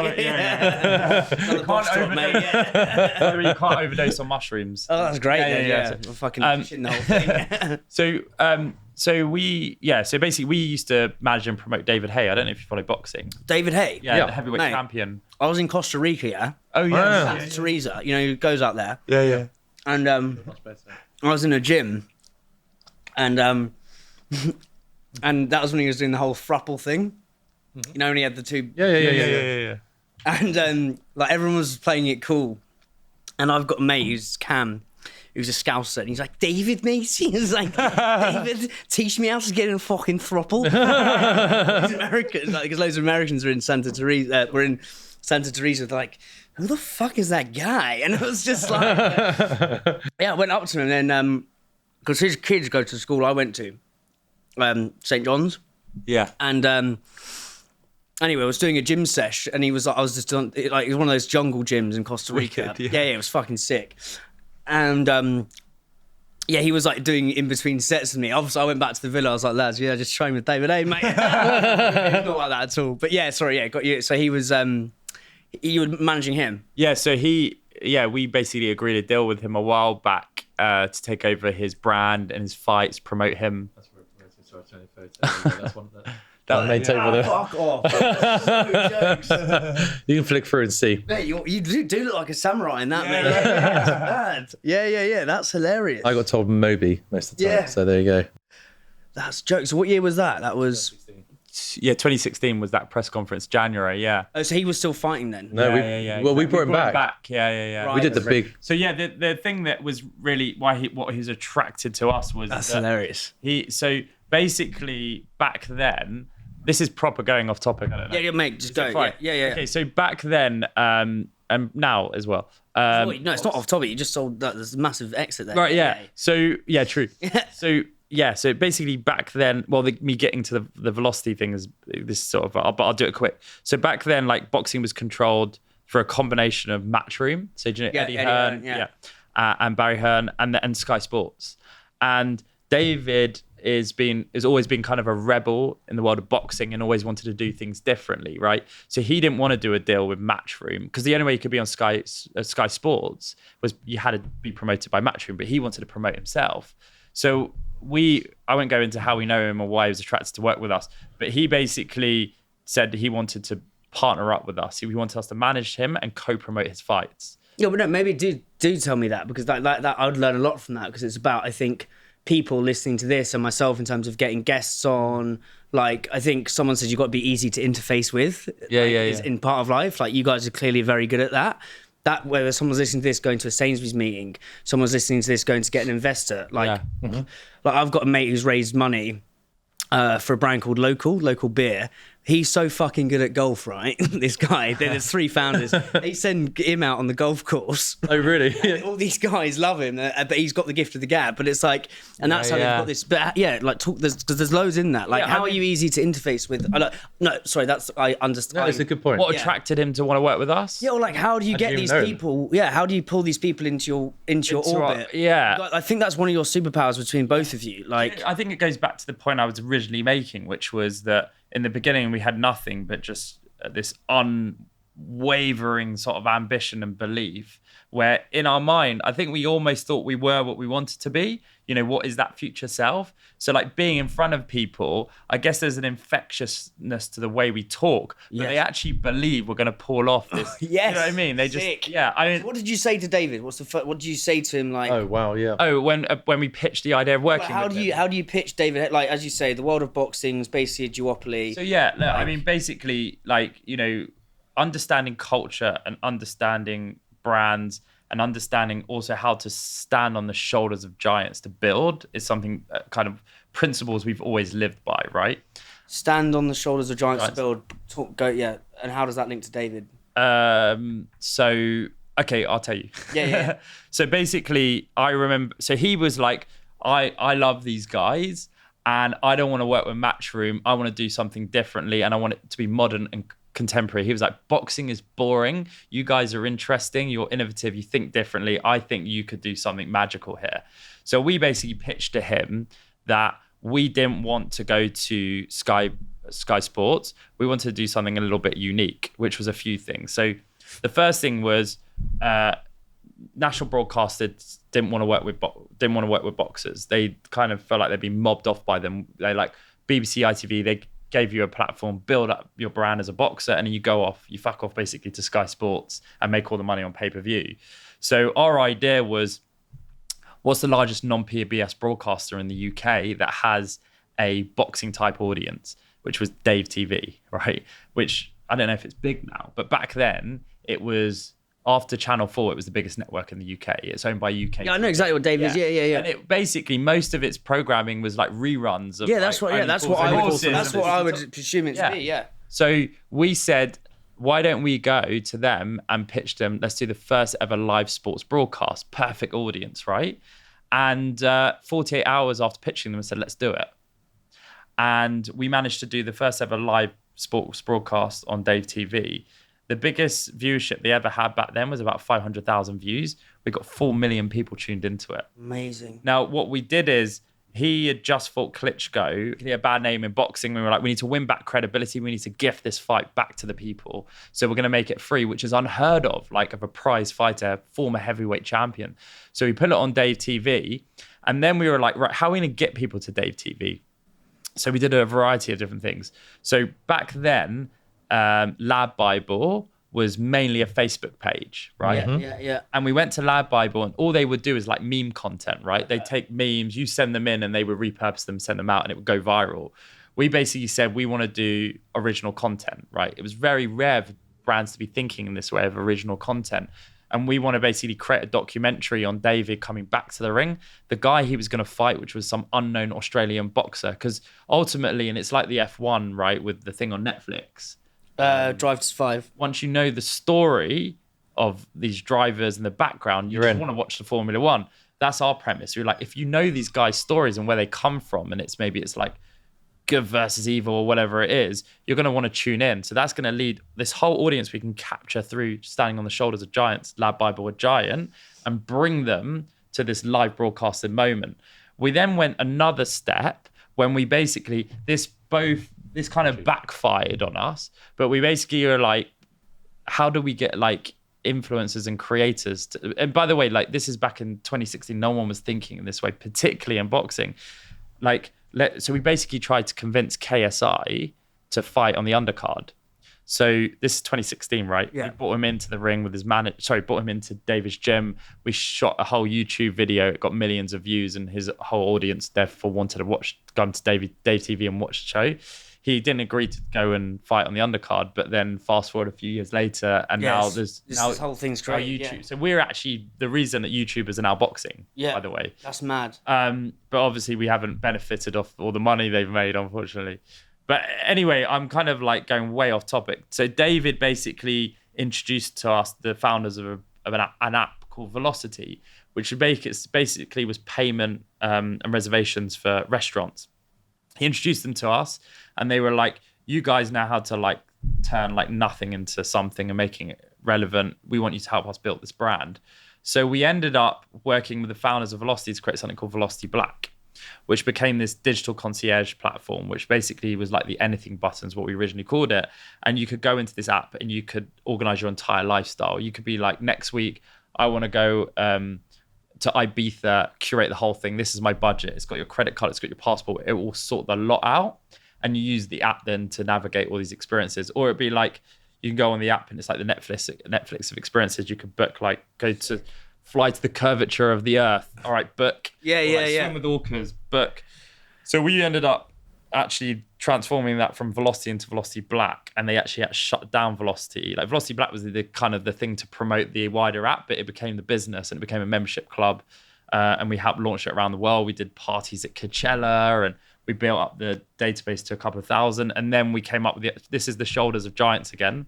So we did a deal with Rolls-Royce. Sick. And we convinced Rolls-Royce to white label the Velocity app, which became Rolls-Royce Whispers, and it signed 10,000 drivers overnight. It was a $4.2 million deal. That actually is what led to a new business called Velocity for Business, which led to a meeting with Capital One, and they said, we don't want to white label it, we want to buy your business. They bought it for $330 million. And we were in minority shareholders in it. So that's how we used to own the building. Yeah. That's how we used to work. So we would never start something. We were brought on by like ambitious founders. We had the experience and the network, and we knew how to build brands. They bring us on board, give us a small minority stake. We could also get a retainer as well. And then we would work. So Velocity, we worked with for a couple of years, and we built Velocity Black with them. You know, we took it to market, we scaled, we grew it, we did the Rolls-Royce deal, and then we moved on to the next thing. Yeah. So I don't know why we got to that. You didn't even finish the whole David Hay thing, because that was really about David, about how we... Do you want to still stay on this topic? Yeah, mate. I mean, if you don't worry about it. I mean, if you listen to the Rory one, we were talking about like when, and he goes, oh yeah, curry. So then, from an interviewer perspective, I was like, fucking hell. So no. So like, but I just think what I would love to get to, and we can bring in fire here, right? So this is where he says the three methods to forestall the enemy: forestall by attacking, forestall by responding to his attack by feigning weakness then attacking, forestall by attacking when he attacks and meeting him head on, and basically the fire's attack and strategy is what I'm taking. So we've done sort of the grounding. I think we've touched on water, which is kind of how you guys flow amongst the ambiguousness of or ambiguity of building a brand, and that's kind of your routine and stuff. But in terms of fire, I'd love to get super tactical. I want to get onto D2C, but I think to preface that, let's get into marketing and like what are the 1 to 3 principles of marketing that, and I think let's get into DIRTEA now and marketing strategy, because in terms of preparing for war or going into the fire, like you guys are fucking ripping it up. What is the secret behind it? Like, what is your sort of samurai fucking code? Do you know what I mean? Maybe the first principle. Yeah, I mean, I think like now, like building a brand, like I think content creation and creators is like the key thing. I think that we're selling a lifestyle and we're educating people about these ancient ingredients, and we are building a product around that people can easily and seamlessly fit into their lifestyle, right? You know, for us is like, we're making, like if we were to, you know, I mean, you're actually drinking how it. I'm flying, boy. Right, exactly, yeah. But not trashing. No. So, Bosh. Yeah. I think what's important, like ancestrally speaking, you're drinking it as a pure tea, right? And in powder form in hot water. I bet what we're doing is we're building more modern rituals. So you're taking these ancient wisdom, ancient ingredients, and you're bringing them into modern life. Modern life cares about ease, frictionless, on the go, something that tastes good, something you look forward to actually returning to. Like, so for example, I've been drinking our matcha, and the matcha is like absolutely delicious. We've added a bunch of different ingredients from like MCT to moringa. It's got B vitamins in as well. And then it's got lion's mane for your focus, tremella, which is amazing for your skin.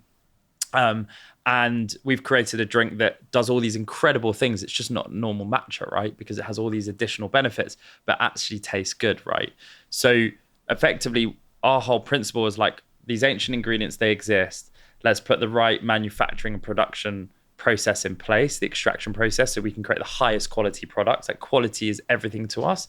And then we create some form of modern consumable experience out of it, so you're going to return to it every day and you're going to enjoy it, right? You don't want a situation where you're drinking something that's disgusting, or you don't want something like, I think capsules, I'm sure we'll do capsules at some point. Capsules are a bit boring. This isn't a supplement business, this is a ritual, right? So for us is from marketing strategy, it's like content, but then also ritual in terms of trying to get into consumers' habits. Yes. Because then habit drives the rate of sale, consumption goes through the roof. Yes. Because if you're drinking it every day, and you're returning each month. You're returning each month, and then that leads into the subscription. Yes. Okay, so then you've got content creation, ritualistic content creation is about, what's the art of that? For us, that's about aspiration and inspiration, right? So like, from an aspirational point of view is like, people want to live a certain life. They want to feel everything you're feeling now, like on it, focus, calm, present. These products enable you to feel a certain way, right? So our content has to create the forum for you to aspire to live that life, right? So everything we do on social media is about portraying that.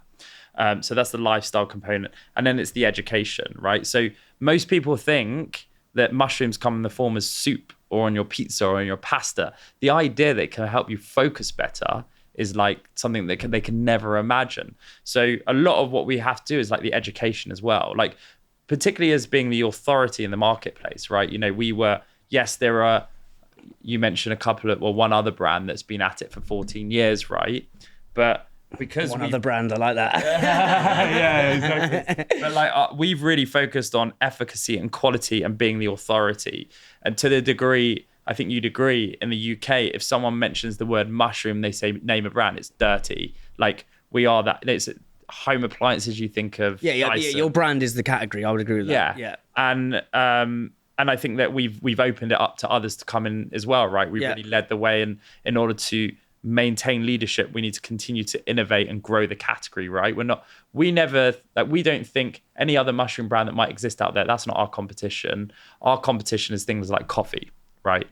90 million cups drunk every single day in the UK. How do we get a large share of those 90 million cups? So like, for us, it's like, we just need to educate people, because the more people know, the more people will give it a go. The content is the lifestyle, and then the content is the education as well. And that's basically what we try to create. The other thing is partnerships, right? Standing on the shoulders of giants. That's a real big thing for us as well. So, one of the first partnerships we had is we worked with Stella McCartney, right? And we worked with her to launch a mushroom bag. It was basically a bag made out of reishi mushroom. Was it reishi mushroom? Yeah. Mushroom. She made 1,000 bags, and we toured around Europe with her doing talks on how fungi is going to change the world in terms of health and fashion. Mad. And suddenly we became a brand that's now featured in Tatler and Vogue. But what you're saying is so important is an authority. We're becoming slowly an authority in a space beyond just a transactional experience, and people buy into that loyalty.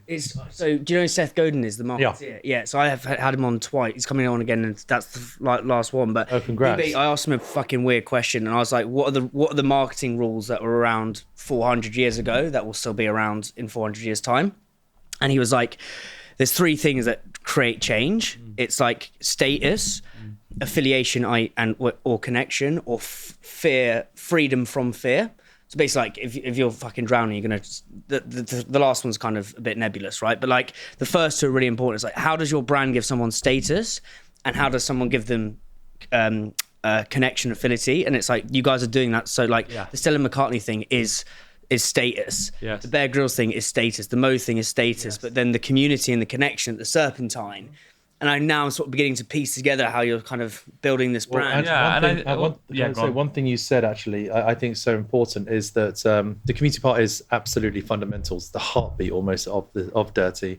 And you made a good point the other day when we were talking about the importance of community, and it's building that loyalty, but it's like almost building a moat. So it doesn't really matter how many other companies try and compete in the space. They're going to be loyal. They're going to stay with us, and that's because we've invested into them as much as they've invested to us. When I say we've have invested more into them as well, not more, but have invested into them, education, understanding the importance of consistency, the efficacy, the trust, the storytelling, all of that is another underbelly of the why, about why DIRTEA plays such a pivotal role. And to know that we could be a staple from the moment you wake to the moment you rest is a rarity for a brand. I think also you touched on something really big there, and you've highlighted something that we really thought about in the beginning, and that's like status symbol. And health and wellness has become a status now. Like it's the new luxury. Like it says, people buy products mostly because it says something about who they are, what their identity is, what their values are. I mean, you just have to go to like LA now and know that the mecca of LA is not the nightclubs, it's Air One. Air One has got 11 stores that do $1 million per week each. What's Air One? Store. So Air One is essentially, I guess, a health and wellness grocery store that has a lot of the D2C brands that have been built up over the years are sold through this store. It became famous because a lot of celebrities would go there and tweet about it, such as Kanye West. But also they created shakes. They did one with Hailey Bieber. And it's basically an $18 shake with about 15 different ingredients in it. And people queue up to get this shake. Like a sneaker drop. Wow. So that they can take pictures and put it on. Well, there's he's been on the pod actually, a guy, and I'm trying to get one again, a guy called Will Storr. You guys should read him. He's wrote a book called The Status Game. Okay. And he's actually just written a book. He's written another book called The Science of Storytelling, and his new book, A Story is a Deal. But he talks about status as like it's this. Writing those down. I'll send you them. Oh, listen. I know. I'm going to listen to the podcast. Yeah, listen to the podcast. podcast. Yeah. But he's a fascinating author. Like, endorsed a lot by Rory and Seth. They wrote the forward to his new book, but absolute G. But he was like, there's 1,000 different status games all going on all the time. So it's like, if you're like if you're wealthy, wearing like a brand that says Burberry on the top is pretty low status. Yeah. If you're not wealthy, like from a lower socioeconomic background, wearing Burberry is high status. Yeah. It's like the exact same thing as different status games. Yeah. Based on the hierarchy of where you are in society. Yeah, or it's like an Audi A3 or an Audi A3 in the suburbs is high status. Yeah. If you go and take it to the rural countryside, it's actually a form of low status, and you'd probably want a Land Rover, one of those old Land Rovers. And what he's basically saying is there's 1,000 different status games going on all the time, and we're playing it in a multitude of different ways. Playgrounds. Yeah, playgrounds is like, make poverty history, status game. Yeah. Even though I did it in a very corrupt way of buying it, but I was only about 6 years old. But I think what you guys are doing with this brand is by but partnering with these high status affiliate like people is fucking so smart. Yeah. And it allows them to. But also, I must say as well that most of these inquiries come direct to us. Yes. And it's because they're already customers of the brand. I don't even know if you like. The A-listers that buy from us is like insane that we don't even know. And we're Buckingham Palace is a subscriber to DIRTEA. It's like it's ridiculous. And like even you take someone like Benedict Cumberbatch, for example, who is a subscriber to DIRTEA. He's now invested in 2 different rounds into DIRTEA. Sick. Charlotte Tilbury, she's a big. I think that's another marketing principle. Then, if we're doing it into the fire, is product. 100%. I think if you guys met Mark Palmer, he did the exit for Green and Blacks, now does Course and Press. Fascinating guy. Yeah. But he basically, and he's done a multitude of different brands. He's in like kombucha. He's now on the board in Nando's Australia. Amazing. Fucking random, but yeah. Sorry, he does. He lives in Australia now. Oh, I see. Sorry. It's not like he's, So I need a little bit of a jump. It's interesting that one. The status symbol. Do you remember the black card? the Nando's black card. Yes, exactly. And do you remember the black card was basically any Nando's? In fact, David Hay had one. He used to take us to Nando's. We get free, unlimited. days. But do you remember that Ed Sheeran and Example. made a song to get a black card? Yeah. That's mad. They got it right. They got it. Okay.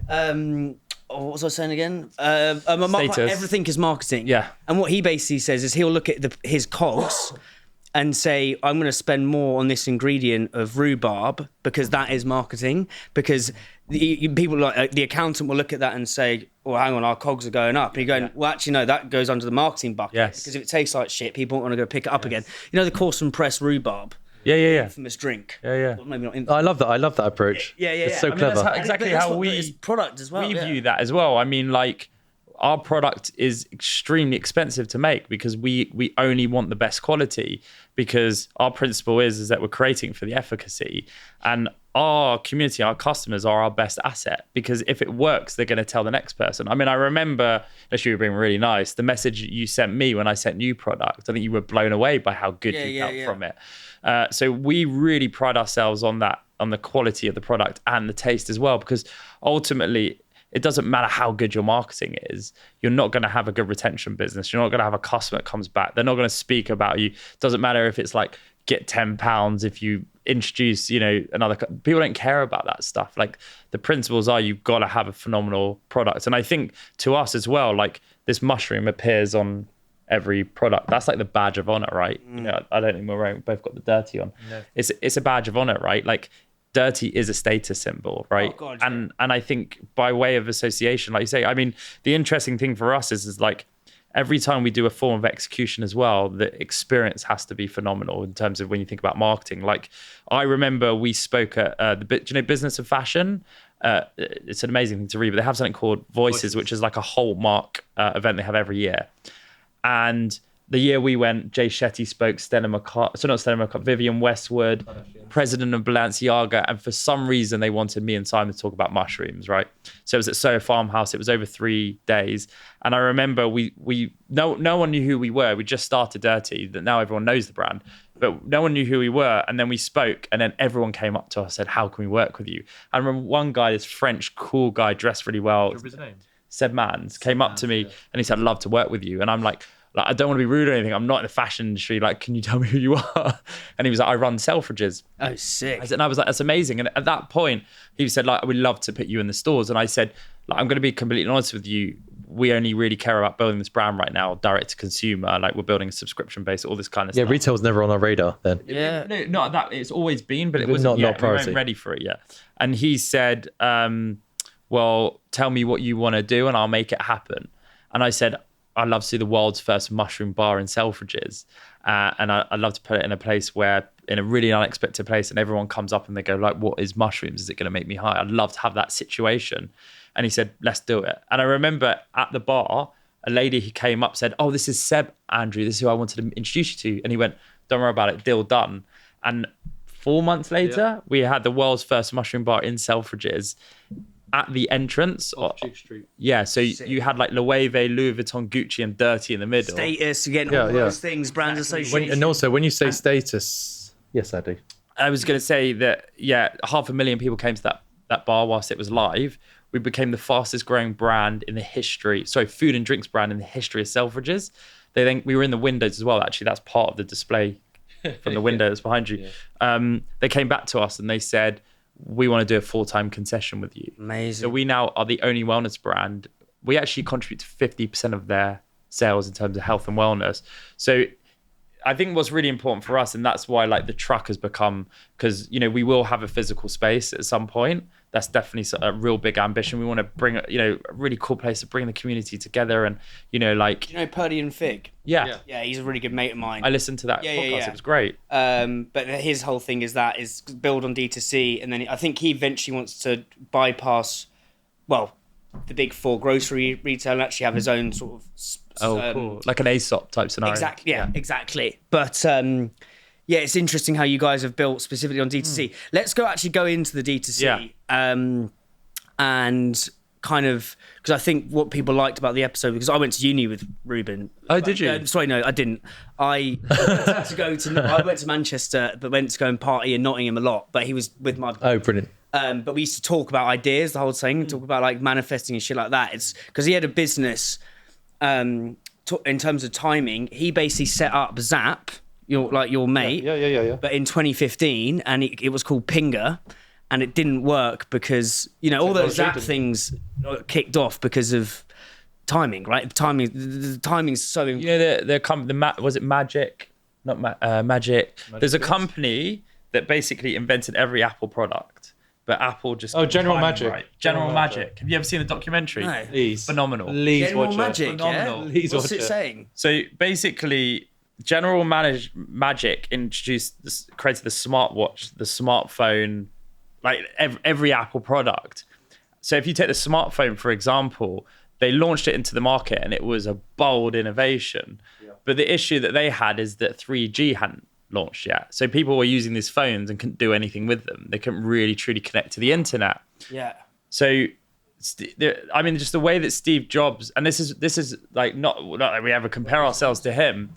Tremendous. So that's basically, it can hold up to 500 times its weight in water. You guys have got fucking good skin. Yeah. Thank you very much.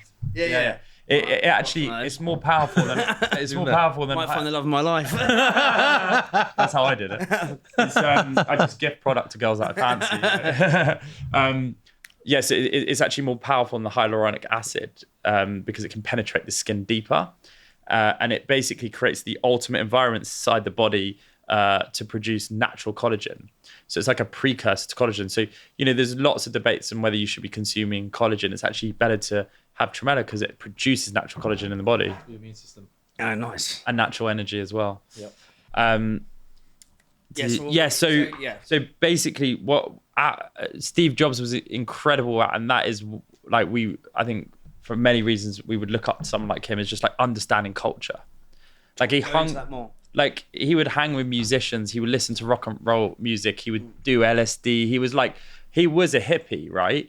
And the whole campaign around thinking different, like that Apple was all about doing things differently to these like archaic machines like Dell, for example. And I think he really looked at artists and pop art and culture and music, and that was a real inspiration to how he built these machines and these products, but also how he launched it into the marketplace, right? And that's why he then eventually had this huge impact on the music. He saved the music industry with iTunes, right?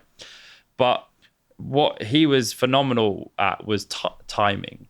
So he, like before the iPhone existed, you had the iPod, right? And the iPod exceeded like, I can't remember, was it like Sony, or I don't know who brought out the first MP3 player, but they sold the MP3 players based on features. Like this is going to have 5 gigs or something, where he says something like 1,000 tunes in your pocket. Which is how people wanted to move about and listen to music. And it was cool because people wanted it in their pocket. And it was just like, it appealed more culturally to people, even though I think 5 gig was probably more than 1,000 songs, you know what I mean? Yeah.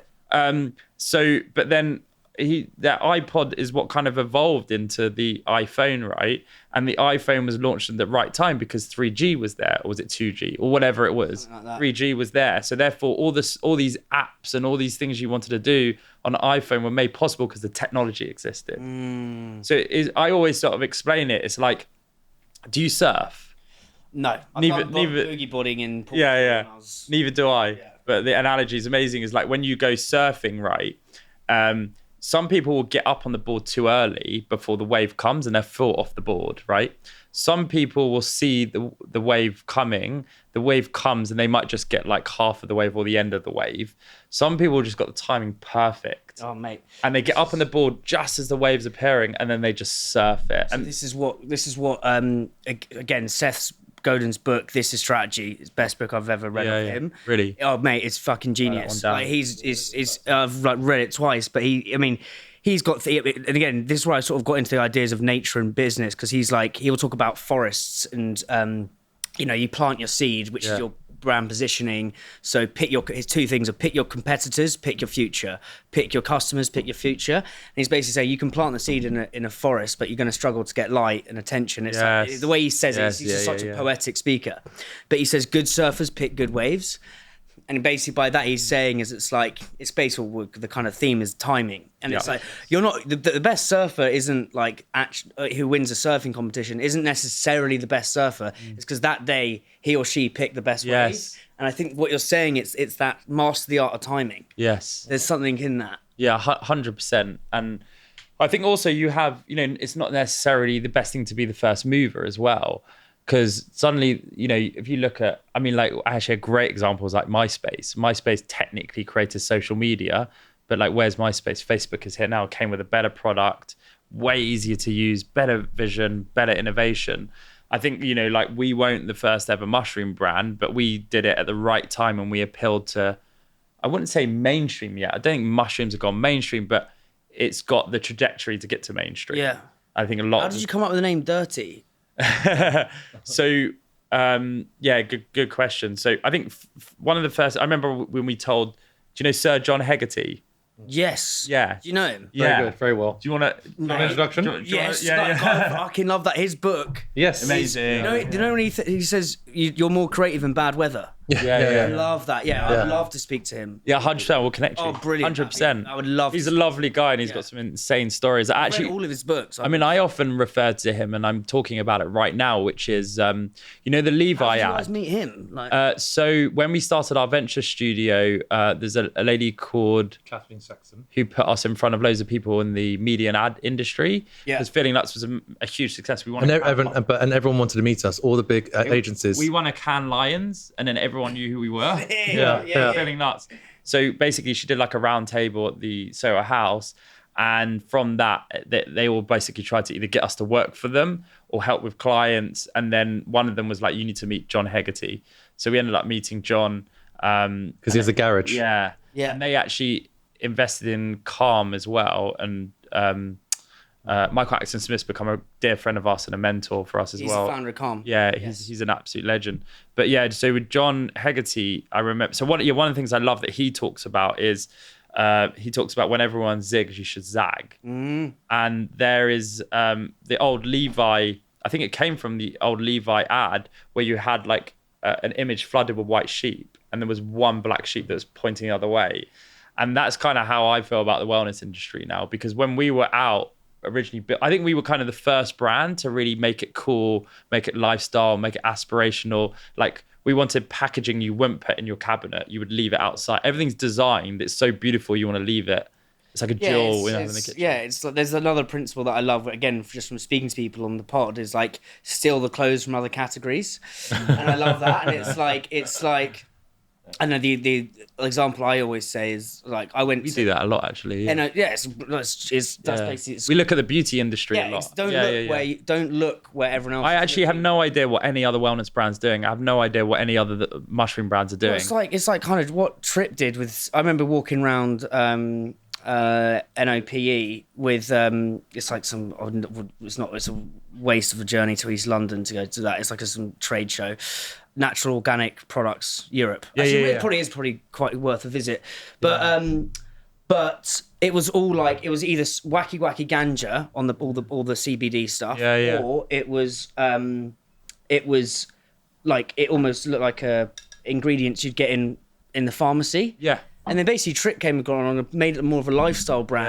I think there kind of are elements of what you guys are doing, but like the way you guys have done it with this, I don't know, there's just a massive, the community around it is different, you know, there's something, to be able to get those people to a fucking freezing cold lake in the morning, there's something special in that. There is, yeah. Let's go on to the D2C stuff though. Yeah, go on. I really need to want to get into that, because that, I think it's cowboys and Indians out there with D2C. Okay. What I wanted to ask is, like, there is a bit of a survival of the fittest thing as well, in terms of like how did you guys survive the D2C, or how are you guys fitter? How are you guys adapted? What have you learned? I know it's all about testing and stuff like this. So take me through the 1, 2, 3 principles of D2C, like that you guys think about that most other brands don't think about. Interesting. I think the D2C game is like completely changed, even since like when we sort of started. Like, I mean, the CACs now for most of these brands are So just like again, I'm gonna ask some dumb questions here for listeners. So CAC is customer acquisition cost. Yeah, exactly. Gosh. Yeah. Well done, my friend. So That's basically how much you spend on Facebook. that's what you're paying to acquire a customer. Okay. So you basically you're going to spend a load of money on TikTok, on Meta, on YouTube, Google, whatever it is. And essentially it's like, and the interesting thing is like a lot of the agencies out there as well, when they measure the CAC, they would talk about like all the customers you've acquired divided by what you spent that day. And then they would provide the CAC. We actually only look at it on new customer revenue. So does that make sense? Yeah. Yeah. So we look at new customers. So we have a very honest look and view on D2C and performance marketing and growth marketing, all that kind of stuff. I have no idea how anyone's surviving out there in terms of like knowing. I've seen lots of other businesses and what the CACs are and how high they are now. Why have they gone up so much? Because Meta have increased the price of the ads, or like? I think it's because so many brands are just I think since the pandemic, I think everyone's trying to do a startup, and the quickest way to acquire customers is Meta. Instagram has probably the most attention. It has more of a mature audience maybe than TikTok. TikTok's much younger, so I think like Gen Z move from trend to trend. They're not particularly loyal, whereas I think maybe Instagram followers are. I think you've got more of a female audience on Instagram and something like YouTube. And I think women like to adopt things quicker than men, particularly in our category as well. And I think women are the ones getting men to try our products. I think we find that we got a lot of mothers, we got a lot of women that buy our products. You've got a massive male audience, don't you? We do, yeah. Yeah, because that's what I did a supper club with Giles. He was saying that. Did he say that? How did he know that? You told him? Yeah. We're like probably 70% female. I think it's just changing now. I mean, like I remember all guys would talk about is like what protein they're taking now, and now men are more into like nootropics and they're more aware of mental health. How can I make more mental performance as well? You've also got people like Andrew Huberman. Do you know Andrew Huberman? Yeah. I mean, what rhetorical question, my friend. It's really, I think what's interesting is like, and I kind of call it like the Joe Rogan. I know you're going to want to cut in it. No, the Joe Rogan. Let me just say, can I just say, he's had a lot of airtime, no? Yes, yeah. That's right. Yeah. All right. And all I was going to say, because you spoke, when you speak about, I'll play with my crystal mushroom. when we. Well, I think that this is personal. This is also from data. What are you doing? Nothing. Okay. And that is a conversation we had offline.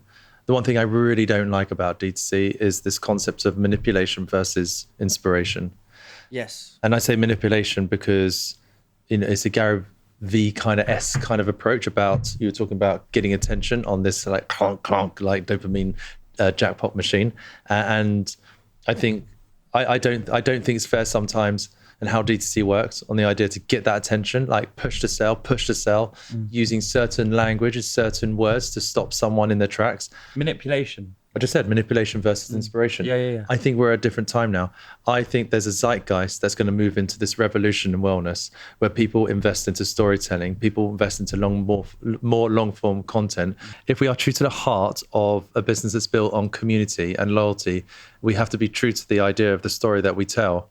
I think D2C has its place if you want a one-time purchase, but to retain that same person is very hard. I don't think it's that easy to kind of retain customers. I think what I said in the beginning, if someone's willing to subscribe to us, we have every reason in our playbook to offer you the education of the why of subscribing. Because remember, Andy was saying at the very beginning, like over, those days of like, sometimes it may take 30 days to kind of feel the efficacy, and that's based on lifestyle. But if that's the case, you're asking someone to be patient, wait for that wave to kind of enjoy the experience. So our position is, very simple as D2C is concerned, as an opinion. I'm not saying it's, you may think different. This is where the brothers made different. Yeah. But the idea of appointing someone like Tara Swartz, our Chief Science Officer, is a status, as we spoke about. It's authority, it's education, and it's about building habits. So having someone that can talk beyond the idea of the D2C model of why habits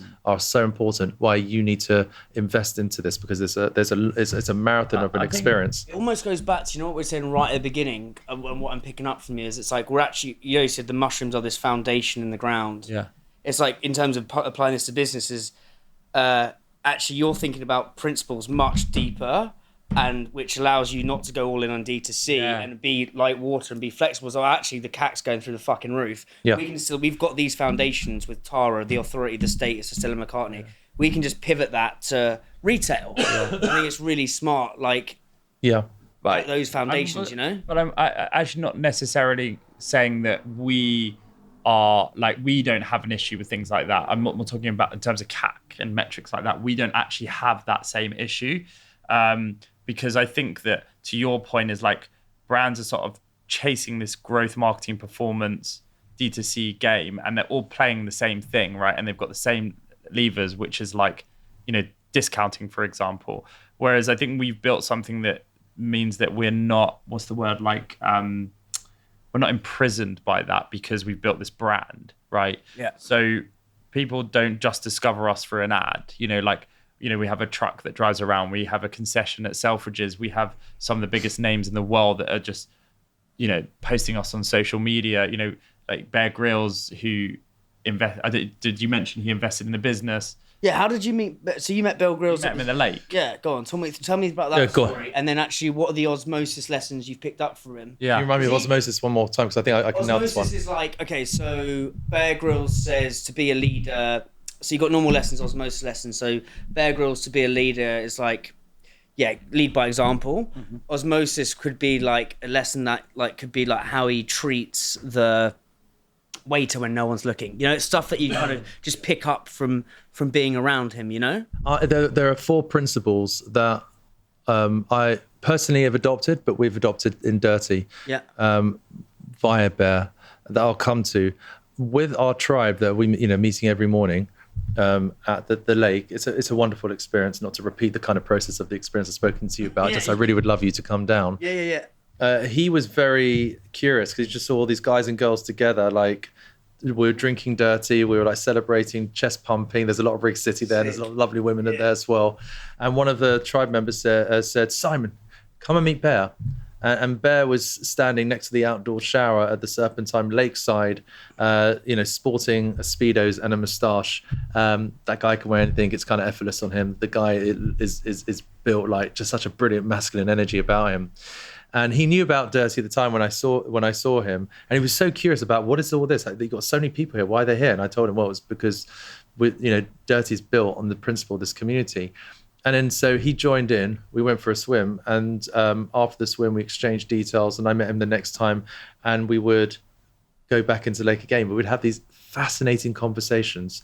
What's some of the most interesting things you've talked to him about? I spoke to him about him meeting Shara, his wife, and how important love is, the love he has for faith, the love he has for community, the love he has for good food, for building resilience. That everything. One thing I really love about Bear is what you see on the front on the cameras, what you get on the back. He's behind the scenes. He really lives and personifies that hero kind of character that's out there. He's also in it with us, right? He's not a silent investor at all, and he's bringing a lot of like the resilience he probably gets from like being out on adventures in the jungle and climbing these unbelievable mountains, and he's bringing that into the culture of DIRTEA. What's he taught you about resilience that you wouldn't find elsewhere? Well, I think his principles never give up. Well, you should speak about the really dark moment he had when he was climbing Everest. The dark moment when he was... he gave me a present at speech day in like 2006. No way. Yeah, mental. What did he give you? Parachute, like a book, I think. Okay.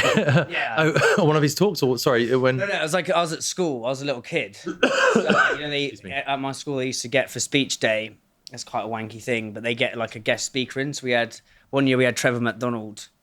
Yeah. You know, the news report. Yeah, of course, yeah. Which is why I didn't really respond. Yeah. Yeah. And then one year we had Bear Grylls, and I got a little prize, and he gave it to me. It's mad, yeah. How fascinating. Well, I really need a toilet. Yeah, go for it. I could carry on, absolutely. Yeah. Or the corner. This will be behind the bush. The point where people fast forward. Yeah. So Bear had a wonderful relationship with his father that he lost when he was very young. Right. And how old was he? I think he was in his early 20s when he lost his father. That's a painful time to lose someone, I can imagine.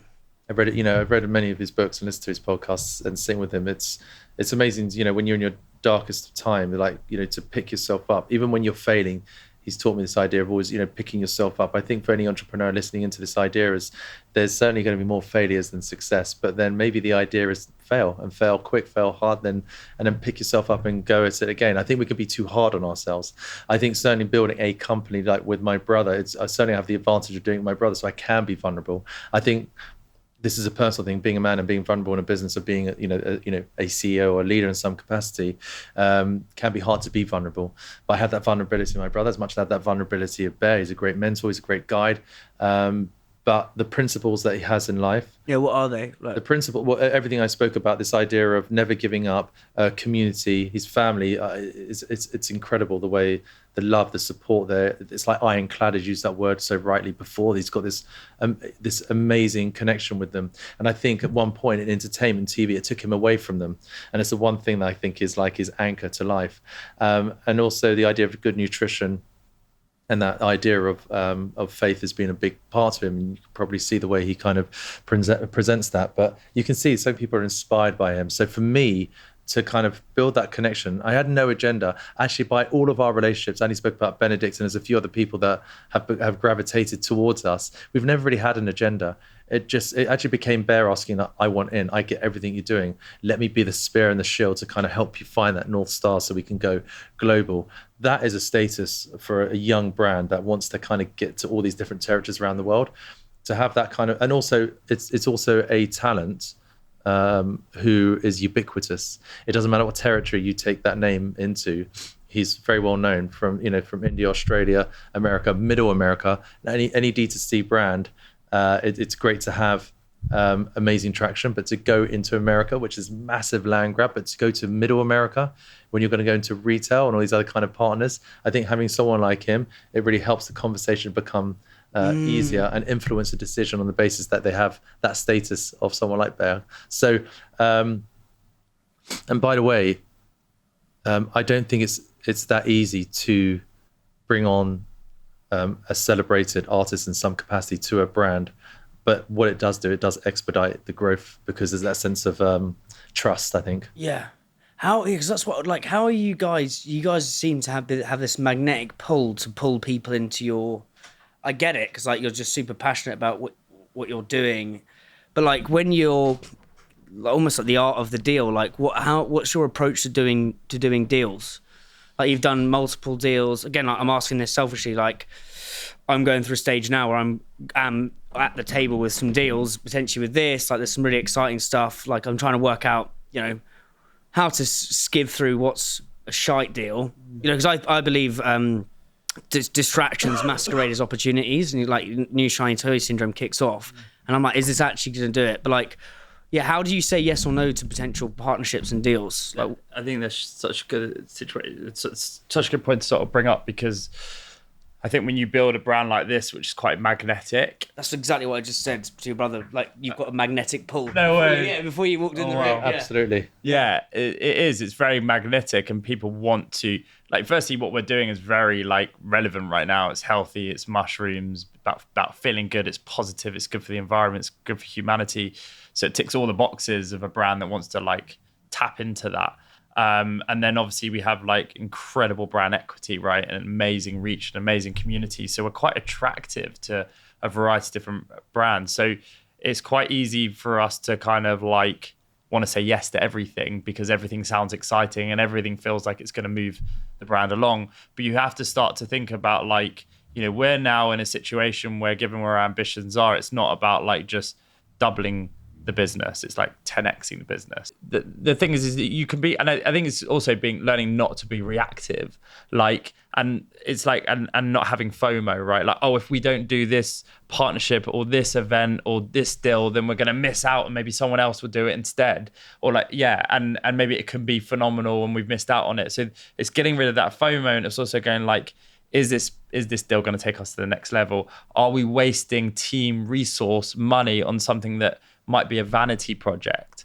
And we've done a lot of vanity projects, and we've done stuff we probably didn't need to do. The other thing as well is like, we're getting into these small like retail partners. Is that necessarily going to change a dial? Not really. But one thing I do like about that is stepping away. You talk about omnichannel and stepping away from, seeing yourself, seeing us on Meta, for example. I've always loved the idea, and I know you agree on this, is the idea how many times you subliminally see the brand before you make the conscious decision to buy. Yeah. So the idea of outside advertising, outside being in that small place on Westbourne Grove or... Yeah, but also like there's something about saying like seeing the brand everywhere, but people think not knowing like, does it actually work? Like, does it actually taste good? Like, you're not, by appearing in these places doesn't necessarily mean it's driving the brand forward. You still got to like create these like immersive, if you go to our Selfridges concession, there's brand ambassadors there who are permanent. And we've thought about like the Apple store, and you have the Apple geniuses, we have our little dirty geniuses, and they're there. They're so passionate about the product and the brand. They know everything about it. I mean, I go and I'm like, wow, I didn't even know that. Yeah. And they're there, they're educating, they're informing, they're giving you samples. You get to taste how bloody great these gummies are, despite they've got no sugar in it. And that is more, that is more important than just like getting on a shelf or appearing in a store, or being in a minibar, or being on this menu, or whatever it is, if that makes sense. So I think now we're very, very selective. And I think like, you're running, in the beginning, we were running 100 million miles an hour to get to where we are now.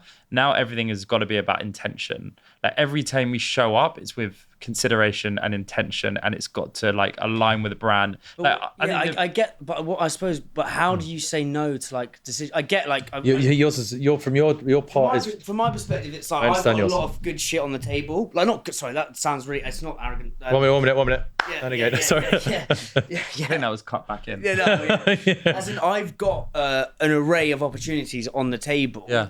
And it's just trying to be like, and I believe you've got to go all in. And I really believe like one of my principles and anything is just all in focus on like one thing and just fucking go for it. Yeah. So it kind of, like, I don't want to get pulled or distracted from keep the main thing. Yeah. But then it's like, so there's that part, but then equally, as I think you're a fool and you're building a house of cards if you're just in terms of, I think, focus in terms of what you're trying to do, but in terms of a business, I think having multiple revenue streams is smart, right? Yeah. If one goes down, then 100%. But it's like, so I'm in this situation now where I've got potential options here, and I'm like, is this just, if I go and chase that new shiny toy, am I getting massively distracted? Yeah. If I go and do that one, does it take away? Do I lose? So that's like, how have you? Because I'm sure you've had that on the table multiple times. Like, how have you? Yeah. I was going to say, why when you say the shiny toys, is there one that's more vanity than it is productivity or longevity, or adds more value to the company? Just to understand the context of your point when you say shiny toy. When I say shiny toy, probably all of those things. Like it brings in revenue. It would bring in revenue, but it's like you're trying to work out. Would I double, if I double down on existing? Would I make more revenue? Do you know what I'm trying to say, or is it like? Yeah, I understand. Yeah. I understand what you're saying. And actually, in fairness, I don't think I would know the answer to that. I think you just have to have these guiding principles. You've got to know exactly what strategy is and where you're going, and you've got to like measure it on like, is this going to help me get there, or is this just a nice thing to do because it brings in a little bit of money in the short term, and it might help the brand be perceived in a new way or access a new audience. But you've got to really focus on like, what is the goal at heart? And it's very difficult, because you basically have got to say no. You might have to sacrifice the short term for the long term. It's very hard, but you just got to be so like dogged on what you believe in and following that. I did see. Does that make sense? It does. I did see. There was a wonderful documentary of Steve Jobs. Was it when he went to Next? What's it called? The company he went to, the computer. He started Next. Yeah, sorry. When he started, is it called Next? But it's a wonderful documentary, and for anyone listening in, you have to see it because you see the true essence of Steve Jobs. Maybe it's important to see that part rather than the perception from others. But also there's Walter Isaacson, who really shone a great light on him. But he would always do the pros and cons on everything. And it sounds such a simple thing to say, and I'm even saying it sounds so simple. Cliches are cliches for a reason. Yeah. Yeah. And everything was about problem solving and actually getting down to the core principles of the why. And if it is that one, it doesn't look like it's gonna make the revenue you want or whatever you want in that short period of time? Is it worth the risk just still taking it because it's still in spirit of the thing that you passionately believe in, the principle of what you're building, for example? And he kept doing it. I was like, it's simple, but it makes so much sense. They at least do pros and cons and get to the point. By the way, I think as solving problems, I think that's something Andy and I do, but I think you do it really well as well. How do you guys solve problems? Well, we're doing it now. I mean, the idea of taking something that's so misunderstood, that's so good for you, and then retelling the narrative and using different principles to kind of... The storytelling things, again, that's Will Storr. The story, he says we're a homo nagans species, which basically means we're a storytelling species. Yeah. Which is like... That's how we learn and educate everything. Like, to be around fires. We shared stories from like what happened today to me. And also exchange knowledge. The Natura guy I interviewed last week, I was talking about when did restaurants start, the genesis of restaurants. It was about 400 years ago. And restaurant means rest stop. And we basically got into we were sort of saying that those are our little campfires of today. Exactly. You go to fucking, and it's that the place to... Yeah. Like third page. To tell stories. And I think, what's the art of telling a good brand story? Well, sitting with people like Merlin Sheldrake, who wrote the book Entangled Life, which is all about fungi, and it became a global bestseller, translated to 20 different languages. How on earth does a book about fungi become a book that's on people's bookshelf like Rick Rubin's book? Like, people put it up against Rick Rubin's book because he is making the unseen seen. How does he do it? Through storytelling, through analogies, through the art of creating this fairy tale of like really allowing you to visually see the thing that he's talking about. Because, when we open up this conversation and speaking about the fungi kingdom, it is sorry. Yeah, keep going. It's so... The more Andy, I love what Andy says here. The more you learn about the fungi kingdom, the less it makes sense without them. So, but it's the art of him taking the complications of the biology of it and using analogies to tell stories. That's exactly what he does, and it's no difference to what Dr. Tara does in neurology. She tells stories about these different like researchers, and that's what I was saying before. People lean in more into that than they do in statistics. I think Andrew Huberman recently did a study on the idea of storytelling versus. I mean, I have a load of list of quotes, but this is from Will. The war for memory can be won with story. But that story must make us feel something. Yeah, and it's like I think another part of a great brand is you occupy, and that's what I said. Like, the thing again, the other genius is that you are the category. Like, I mentioned my mates who's in fucking recruitment, doesn't know anything about all these brands. I was like, I'm interviewing DIRTEA. He was like, straight away the mushrooms. It's like, I think the association brand has to occupy that 1% of someone's brain, and it's like, how can you just fast forward your. Yeah. Mate, I was. I'm not going to self-promote myself now. What I was doing last week, running 100 kilometers along the Pennine Way for DIRTEA, is that we're doing this DIRTEA Trek documentary, which is all about storytelling. It's all about building a resilient spirit. It's about going on. How far did you run? 100 kilometers in 3 days. Fucking hell, mate. Thank you so much. Yeah. But I did it with someone else, and I just want to show you. There's this wonderful image here. If I can get it here. So. See, this is the summit of one of the hills we climbed. It's called Jacob's Ladder. Wow! And it's the metaphor of climbing the ladder to heaven, because you need utter strength and resilience and belief that you'll get to the top. But when you get there, it's like it's an amazing feeling. I got to the top of Jacob's Ladder. We're finishing soon, Rich. Yeah. And this lady, you saw my T-shirt. She said in a Welsh accent. I'm not going to do the Welsh accent.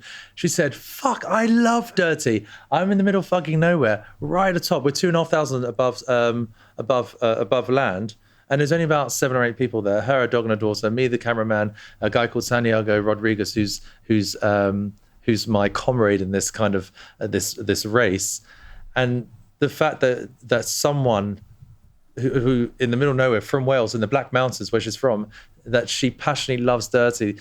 That's mad. So we are, and basically she said to me, and it's caught on camera, it's on the documentary by the way, that the reason she loves DIRTEA so much because you make it accessible. It is a high price point. You make it accessible because she loves the facts, she loves the stories, and she says, I believe in your product than before versus believing in other products. Because the whole, going back to D2C, is like, it's this real forceful selling kind of concept. And I think people want more than just being sold. I think it's connecting. I think the thing for us is like, what is our story? Like you said, it making it accessible. I think what we've done is we've discovered functional mushrooms ourselves 8 years ago. We've realized it's transformed our lives, and now we want to take that experience to everyone. And I think I think storytelling is about emotional connection. And I think people are creating their own emotional connection with these products. I mean, like Simon says, when people respond, particularly if they're a customer, the way they respond to this brand, they're like, oh my God, DIRTEA, it's changed my life. I'm so much more focused. I don't go a day without it. Like, I take it everywhere with me. I mean, I remember even like, I sat down a few months ago with like Rita Ora, who's like a subscriber, and she said all her friends laugh because she takes it to restaurants and she'll add, I think she adds the DIRTEA cacao into. What does the cacao one do? Like, So- well, yeah, how does that Well, the main thing with cacao is it has a mushroom called reishi. And reishi's known as. What's so good about reishi? Basically, it's known. So basically, is known as the queen of mushrooms, or the mushroom of immortality, is what you speak. Even there's stories in the actual fucking mushroom. Exactly. Yes. Oh my days. Yes. So brilliant. Yeah. So, well, we'll tell you a few stories about reishi, but why people love it, because it's known to soothe stress and anxiety. It's known to really calm the mind, right? And Great before bed. it downregulates Really? the nervous system. Oh, so I should be boshing that before bed. Oh yeah, I mean, from yeah. a sleep perspective, it's Mate. been transformative for people. I Mate. mean, even like registered insomnia. Really? Oh, because I can't sleep. No, mate, I've studied Oh sleep wow, yeah. Really? with all the natural ways, and what reishi can do is absolutely phenomenal. And everyone I've given to, even someone who used to work here, who used to inject herself, I don't know with what to sleep. I quad drop magnesium. That's fine. Yeah, no. That's but 400 milligrams, right? I don't know, but I still don't sleep. Yeah. Trust me, the reishi will transform. Off this, Yeah. I've got some amazing So tips. the DIRTEA cacao, the reason we designed that is because reishi as a mushroom on its own is extremely polarizing in terms of taste, because we sell the powders on the extract powders on their own, and reishi is so powerful, but its compounds are very bitter. So we created the DIRTEA cacao as a way to give it more of a chocolatey taste, but obviously cacao is super like good for you as well, right? It has polyphenols in it. And then we also add lion's mane in it, so it's still good for your focus. Lion's mane is actually good for your REM. So what reishi does is it improves your quality of sleep. It doesn't put you to sleep. It's not like melatonin. You have it and 30 minutes later you're out. Yeah. It improves your quality. So you basically stay in all your cycles a lot longer. You'll have, longer state in deep, longer in REM, longer in non-REM. So, if you wear an Aura ring, right, ever since I've been consuming reishi, I get like an unbelievable even split. Close to between Brian REM and Johnson. deep sleep. No. Yeah, come on. Great sleep score. I average over 90. He's 100. So it's incredible. And the DIRTEA cacao is delicious. There's no sugar in it. I want to say, but I was going to tell you a story about reishi. No, so let's keep going. I was going to say we'll wrap this up shortly if you guys have got to go. No. Fine. I know. I'm enjoying this. I'm enjoying you. Really, I am. I think you've. By the way, if I could say, you've got an incredible gift. Oh, thanks. You've got an incredible gift to listen. I love the questions you ask. I love how impassioned you are to listen. It's so nice for us to kind of have a platform to talk to anyone, about what we do. But I think it's a very rare gift you have. So thank you. I really appreciate that. yeah. Thank you. No, thank you. You're an erudite. Yeah, no, you really do. So it's just the fact that so I won't put the date down, but there were these incredible emperors that in the Chinese, it was in the Tang Dynasty, which is 200 AD, and I don't know if you know this, but there's this wonderful story of this deity coming down to the earth, and she has in her hand she has reishi in the left hand, and she has cannabis in the right. And she presents this to the royalty who were ruling the land at the time. Then there's wonderful, if you look in the palaces in some of these Chinese temples at the moment, reishi is carved there, and there's images of great emperors on their cloths. This is the thing, like they call it the noble mushroom because it was a symbol of status. Because basically, like those that were noble or royal, they believe that reishi is so good for you because it's so good for your organs, and particularly it detoxifies the liver, that it can actually, they used to believe, or they still believe, it prolonged their life. So, and also cleared their mind. So essentially when they were fighting wars, they could make clear decisions and also prolong their life. They could live for longer. And this is the reishi. But the one thing back then, Wait, just to finish though, absolutely, is that like, So but it was so scarce that emperors would send out armies going looking for reishi. And there's one story where they sent an army out and they found loads of reishi, and they actually ran away to They never Japan. returned. They ran out to Japan to live Wow. off of it. So this is the thing is like, when you talk about a status symbol, is like, we're taking, like, mushrooms are a status symbol of the past and of the ancient world, and we're bringing it into the modern age. And that's why a mushroom appears on all our products, because I'm ashamed we're not wearing it on our tops right now. The whole idea is like that represents status, because it represents good health, it represents longevity, it represents a good, healthy mindset, and that's what we're trying to build as a brand at Dirty. And the other thing is I love that. Two things. One is that if any nobleman was ever seen with reishi, they'd be killed instantly. That's how rare it was. Now it's ubiquitous. Really? The one thing, People will mug you on the street with Dirty now. yeah. So the one thing, Andy's made a great point, by the way, and I think is quite an important part in spirit of the disciple effect, is the fact that do you remember Insanity? It was this CD that you got, and you went through This is way off topic. No, it's not. Yeah, just keep going. No, it's a 6 weeks program, and if you completed it, Oh, Insanity hasn't. You got a t-shirt. yeah, Yeah, was it The like aerobic type. the guy, Yeah. absolutely. It's far from off topic, and I'll tell you why. Because we used to live in LA for a bit, and if you wore the t-shirt, it's like you accomplished something, but people would wear it proudly, and it would be something you acknowledge on the streets. It's the the JP Morgan finishers. Have you seen those? If you go and run. Oh, okay. It's a finishing t-shirt. It's a finishing t-shirt, and it's more to show that look at the size of my dick. I work at JP Morgan. Really. Yeah. But it's a status symbol. You need to get you this Will Store book. But like another thing he says is we need icons. Yes. And it's like, because we find the whole thing about stories, like finding our identity in the story. So it's like, have you read Joseph Campbell's Hero's Journey? Yeah, Hero's He goes Journey. basically like, we need to find a hero. Yeah.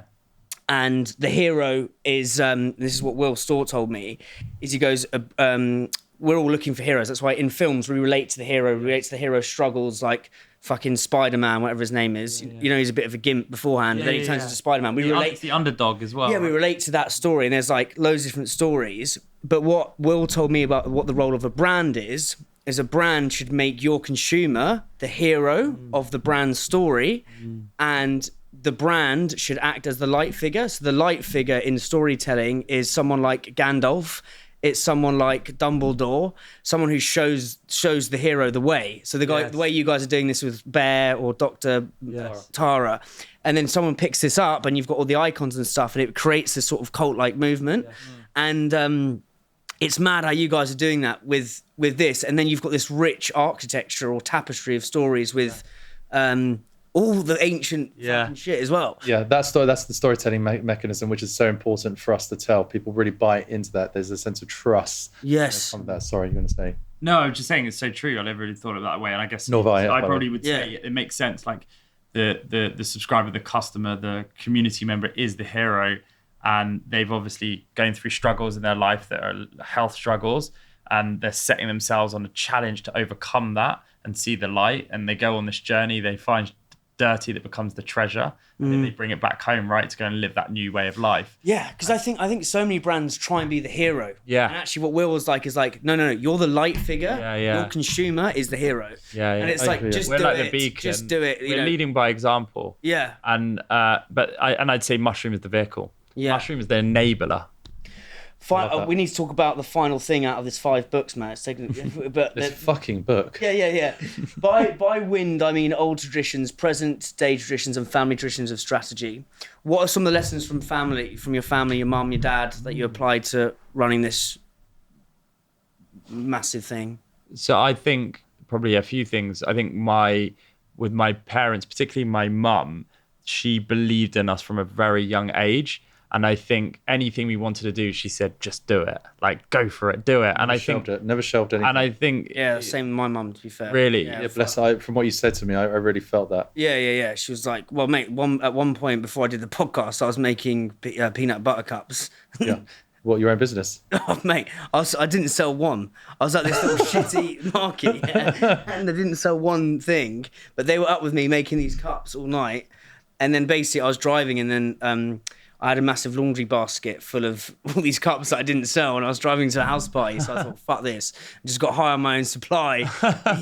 No way. Yes way. It was- What was your mum's part in that whole experience? She was like, yeah, fuck it, just keep going and go on to the next thing. And it was just eventually, but Amazing. you're Great medicine. you're so lucky to have that sort of Yeah. behind you to just like Yeah. to tell you what to like to guide you. And I think like, you know, we didn't come from like, you know, we didn't have a trust fund, we didn't come from means, so we've really had to work hard to get to where we are and where Means we're of going. love, though. Yeah. What's that? Where did you guys grow up? What was In Edgware in northwest London. yeah. Then St Albans. Yeah, Hertfordshire. Yeah. But I think any time, you know, our parents they would give us the opportunity, right? So anything that could improve our lives, self-development, make us more confident. I mean, I remember like our mum sent us to Sylvia Young, which is, do you know, the theatre school where like Amy Winehouse, Dua Lipa went. Did she go there? No, Rita Ora went there. Like, Lipa did too. did she? She loves Dirty too. Yeah, she does. Yeah, she loves Dirty. But so does Rita. Yeah. Yep. So yeah, and I think it was interesting as kids going into central London on our own and going to this like theatre school, which we went to the Saturday school. So we went to normal school during the week, and you know, like they were quite hard on you, those teachers. Like if you walked in a room with your head down, they say get out and walk back in. Wow. Or like if you dropped your tea when you know, they pick on whoever was the newest in the class.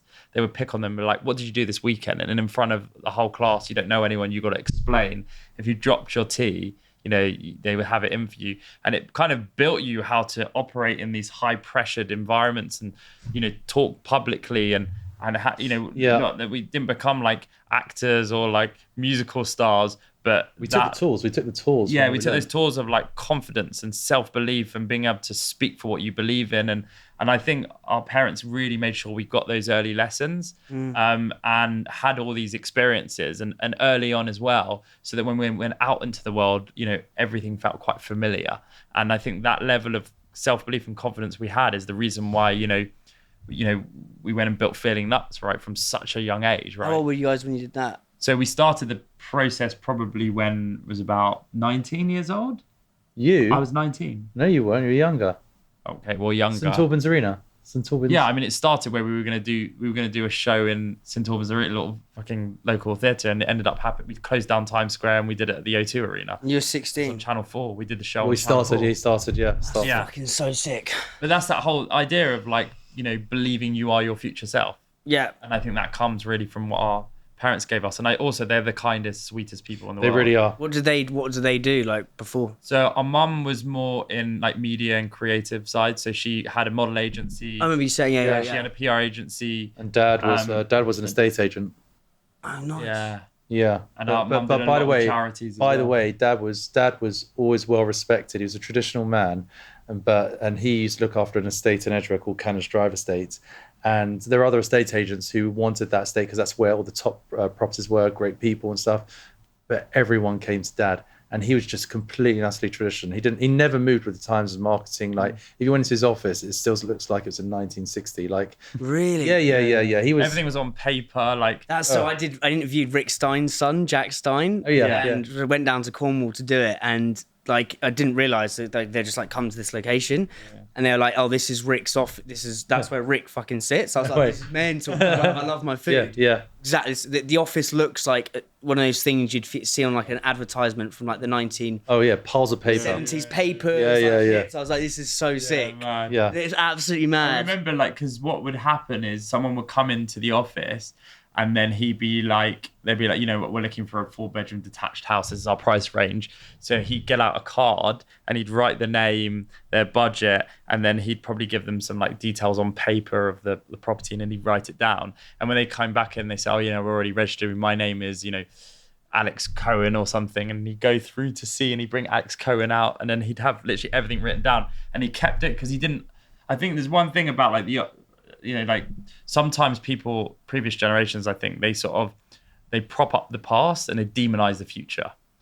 And that's one like lesson that I've learned probably as a result of probably what happened to my dad and his business. What happened?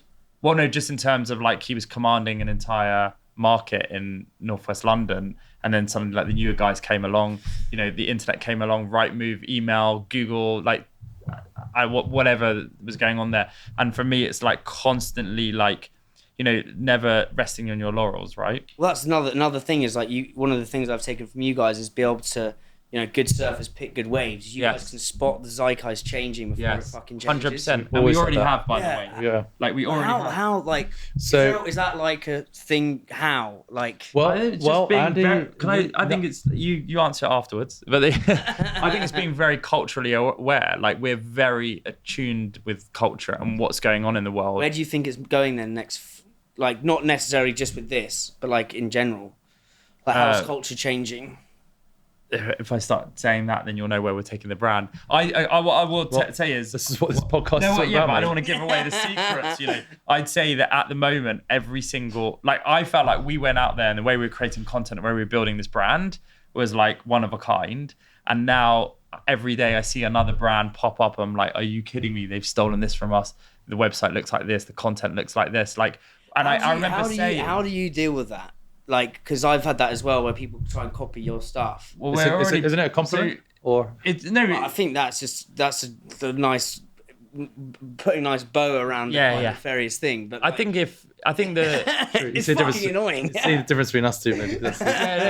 To be honest, like for me, is like if you look at like humans, like if if novelty didn't exist, we would still be living in caves, and instead, like, we're sending rockets to the moon, we're crisscrossing the skies in planes, like we're constantly, it's unbelievable when you turn on the news and you see what's going on in terms of AI. Like they just sent Katy Perry to I know that was very controversial, but like it's unbelievable where the world's going. It's because we don't like to sit still. Like, we have an experience, we get bored and we want the next. And I think we're very much like that, and we represent the consumer in that way. And I think we're like, whatever we're creating now that's different and unique and it's innovative, loads of brands are going to catch up with us. I think that even though they're doing it, I don't think it comes from a genuine space. I think most people in our category in there, because they see a trend, they see an opportunity, and they want to make a load of money. They're not necessarily building a community. They're not necessarily building love for their brand. And I don't think they're going to keep their customer because they probably came because it was discounted or it was cheaper, or they said this feature was better. Like people are buying into DIRTEA because it represents something that's beyond themselves, the way that they want to be. And every time we did something new, we were like, all right, we've got a few months to do this right now, and everyone's going to be doing that. It's happened every single time. The wellness market right now, everyone's saying the same, everyone sounds the same, everyone's copying each other. And we are currently building a new mountain over here. Everyone's kind of climbed the mountain we feel like we built. And now we're going to build another mountain, and I think what we're creating is going to be like what is it? I won't obviously offline. Exactly. I love that. Like my biggest inspiration are the Beatles. I love the Beatles, and like if you listen to their first album, they did it in nine years, which is fucking crazy. But if you go ironically to when they were like doing a lot of shrooms and stuff and LSD, but like their first was all like happy clappy fucking. The songs are escaping me, but then you go into like Revolver, which is our most fucking mental album of all time. But it's like, as soon as you're doing one thing, rip it up. Yes. Let's wrap that up, lads, because we've been going way too long.